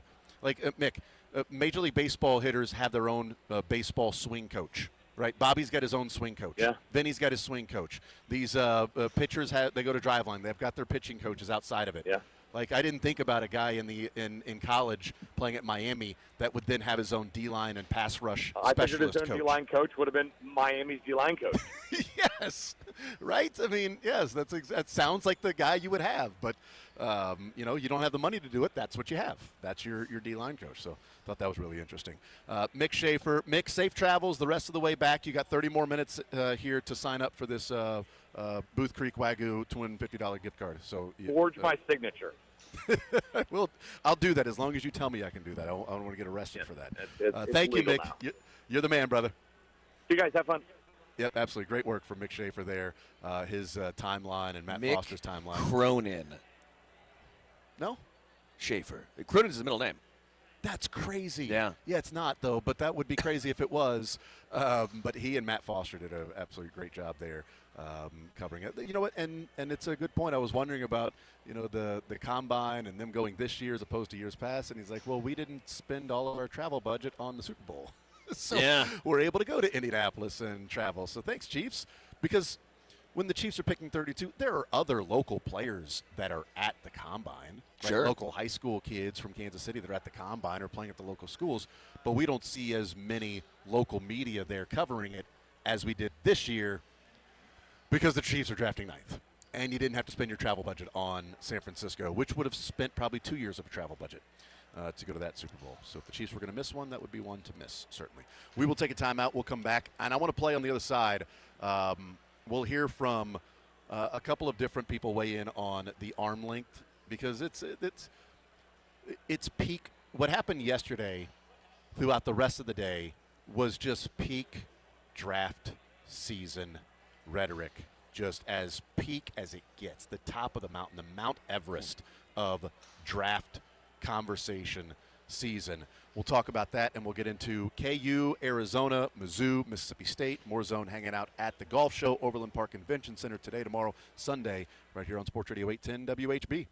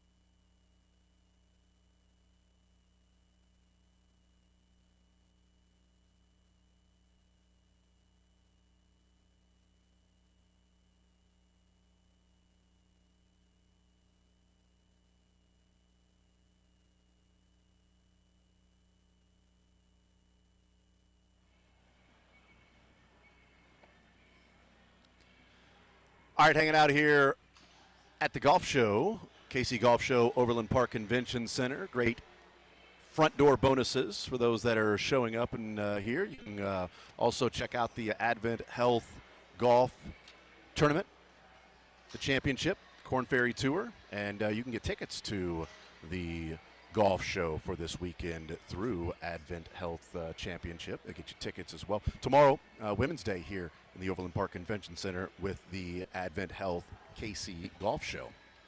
We'll talk some college basketball here in a second, but I wanted to play these clips because I think it's peak draft season, Sterling, that the one thing we knew about Ruben Bain heading into the Combine and the criticism or the questions around him was what? Short arms. Right. And then he's measured, and what did we find out? Shorter than we even expected arms. I don't know about that. I think we can say that they were shorter than we expected. I mean, we haven't people seen. Were like, oh, it's 31. They thought that 31 or below 31 was kind of where it's going to be. I don't know that it was shorter than anybody thought, but I do think the reaction is just it's draft season because we knew they were going to be short. They're short, and now all of a sudden it becomes this crazy conversation about Ruben Bain, the arms, and I don't know. Were people just maybe it was people were waiting all week for the measurement to happen so they can then talk about it, that they didn't want to talk about it before because you don't know if it's going to measure. And we know he has short arms, but what if he measures at 32 and a half? What if he measures at 29? And then it's different. But he measures kind of around from what people were saying is 31. And because the threshold was 31 before Ruben Bain measured. And the expectation was that he wouldn't have 31-inch arms, which is where the stat came from that I got wrong yesterday, but eventually found in that sub-31-inch arms, no double-digit sack seasons in the last 20 years for a player with sub-31-inch arms. So that had been talked about before, so they knew it was going to be sort of short. But it doesn't stop the rhetoric from being like, oh, my God, this is bad, this is terrible, do you draft him? You can't draft him, he's got these short arms. And it's like, well, if you thought he was going to go 2, 3, or 4, how do you think he's going to go 11 or 12 now? And what I've also found, Sterling, real quick, is I feel like the people that are arguing that it's not a big deal are actually sort of like the high majority of that. Like, I think there might be some that are like, oh, my God, that's way too short, you don't touch him. But almost everybody talking about Ruben Bain is like, what's the tape say? Does he do this in college? Like, there can be some questions about that, historically speaking. But it almost feels like the entire conversation is about, I don't care about his arm length because he's an awesome player.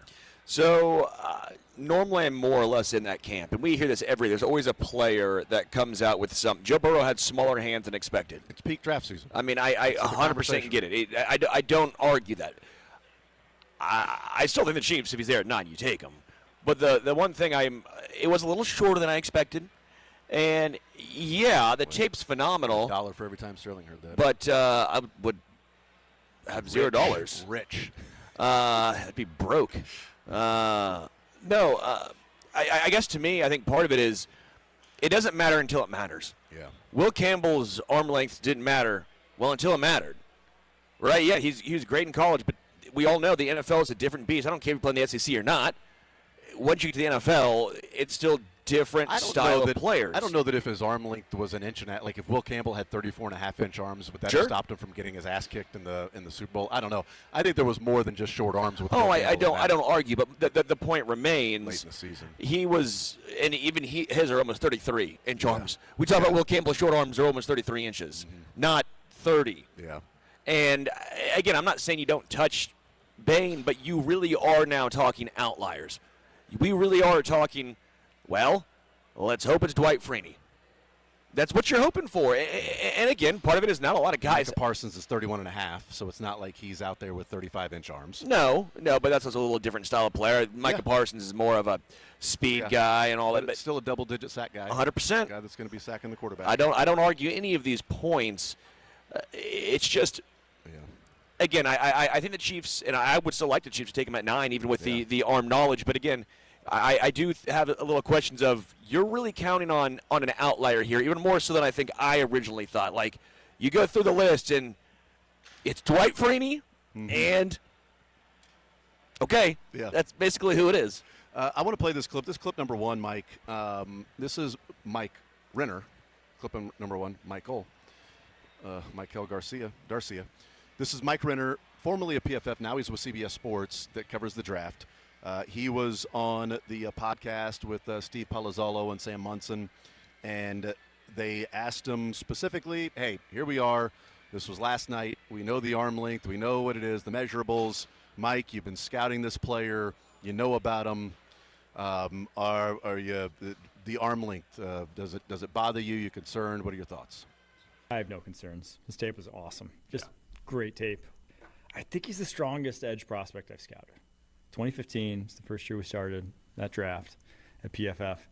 Just in terms of like play strength, the amount of reps he has where it's just like, oh my gosh, you know, just truly 300+ pound men going 3 to 4 yards because he threw him that way is just insane. I mean, how many times he does it? Just once or twice a game, he'll have a rep where just he does something crazy. Yeah. He had one in the Pitt game where like he meets offensive tackle, is coming forward, meets him, and the offensive tackle like goes backwards. Like he meets him with just like one long arm, and the offensive tackle goes backwards like 3 yards. Was it really a long arm though? How long was that long arm? It was a flipper. Modest arm. He reminds me, and this is not like a comp whatsoever, but you know, Reggie White watching Reggie White, you're just like, oh, just bullying. Yeah. 340 that's how he's at like at college. He's not going to be like that in the NFL. The strength discrepancy between Reggie White and anybody trying to block him is ridiculous. That's what it looked like in college for Ruben Bain. I think what makes Bain unique, so you're talking about his power. I don't know how you feel about his burst. I thought it was just okay. Like, I don't see a get off that's special or anything. But then he's got bend. It's like, this is, like, if you were putting those three things together, say burst, bend, and power, usually the burst and the bend go to, like, this guy's bursty and he's bendy, but he doesn't necessarily have the power. So he's got like 2 out of the 3, but it's not necessarily the combo that you usually see. Oh, I think it's because you look at his build, and the legs he has on him for an edge guy is just, no one looks like that anymore off the edge, even in the NFL. I don't think there's a single guy that looks like Ruben Bain, which is why I think the evals of him are all over the map because, you know, there's an archetype. I think, you know, Myles Garrett, Will Anderson, that's what you want it to look like. It looks nothing like that, but you also want the guy just to be playing football well, and that's what it 9 times out of 10 turns into with Ruben Bain. As he said, it's not the comp. Like, he's not making the comp to Reggie White, but he's talking about when you would watch Reggie White, by the way, against other pro players, the Hall of Famer, that would just set somebody up and then right hand just toss him 5 yards. Yeah. I mean, it was just unbelievable the amount of times you would see Reggie White just toss somebody like a rag doll. And it's like, that's a 300-pound offensive lineman in the NFL, that's their whole job is to block that guy, and he gets tossed. And he's like, you will see that from Ruben Bain. Like, he will just toss somebody out of the way. It's a college player, not an NFL player, and that's why he said the comp is not Reggie White. They're different players because it's interesting also him saying, I don't know of a guy built like this that's an edge. Yeah. So it's such an outlier guy. So it's like an outlier in how he's built. It's an outlier in that he's got shorter arms. It's an outlier in that he's incredibly powerful, but he also has bend, but he doesn't have the burst. So, like, either you're a power rusher without bend, or you've got burst and bend. He doesn't have the burst, but he has the bend and the power. Like, he is a unique prospect at an edge that it seems like the more and more people that talk about him are like, we just don't have guys like this in the NFL. So you're going to get wide variances to a degree of like a top-level prospect, but wide variances to how good he can be and what his role will be. I think, fair or not, he is going to change the minds or not change the minds of a lot of GMs. He is going to be the guy, I think, for years to come, that if he turns out to be a stud, people will start saying, okay, that doesn't matter quite as much. It doesn't matter quite as much. We can throw that one out the window a little bit. But if he struggles and does not look good, people will go and say even more so of, you can't draft a guy. This guy was insane in college. He was a top 10 pick, but even he couldn't overcome this. So, again, fair or not, there's going to be a lot of pressure on Ruben Bain and a lot of finalizations will come from this and conclusions that, quite frankly, will be a little unfair because it's a one-person sample size. But it's going to happen. Well, it'll be unfair to the next guy. It'll be unfair because 100%. the next guy that's in Ruben Bain's role, it'll be like, well, you can't take this guy. Look what happened with Ruben Bain. Or you could help. Yeah, or you know what? Help. Or you got a patellar injury for a player. Well, Josh Simmons recovered and played, less than a year after he had the surgery. He was playing week number 1 for the Kansas City Chiefs as the left tackle. He was out there in game number 1 in preseason, and that was like 10 months after surgery from patellar. So maybe it isn't the injury it used to be the way we view it. That is good for the next guy, where if Josh Simmons is still, struggling to get on the field, it'd be like, yeah, that's why you shouldn't take him. That's why you should not have taken that guy. I wanted more time to talk about KU and Arizona and Mizzou and Mississippi State. This is going to be an incredibly difficult task for KU to go down to Arizona and win, even if Darren Peterson plays. Yes. He didn't play last time. We're all expecting him to play this time. Don't know why he wouldn't. Exactly. Don't know why he would not end up playing. He's an elite talent, and we'll see what happens there. But I think the crowd at Allen Fieldhouse, the sort of what felt like even maybe a rallying around each other without Darren Peterson playing that way to get that win was massive. Arizona's won their game since. They had a little bit of a scare against Baylor. But I think potentially if Kansas is like a last 3, which is sort of where they're at in a lot of these different brackets, a win at Arizona can move them up to almost a 2. Agreed. Like if they're middle 3, I think a win against Arizona moves them up to a 2. You would advance over a couple different teams.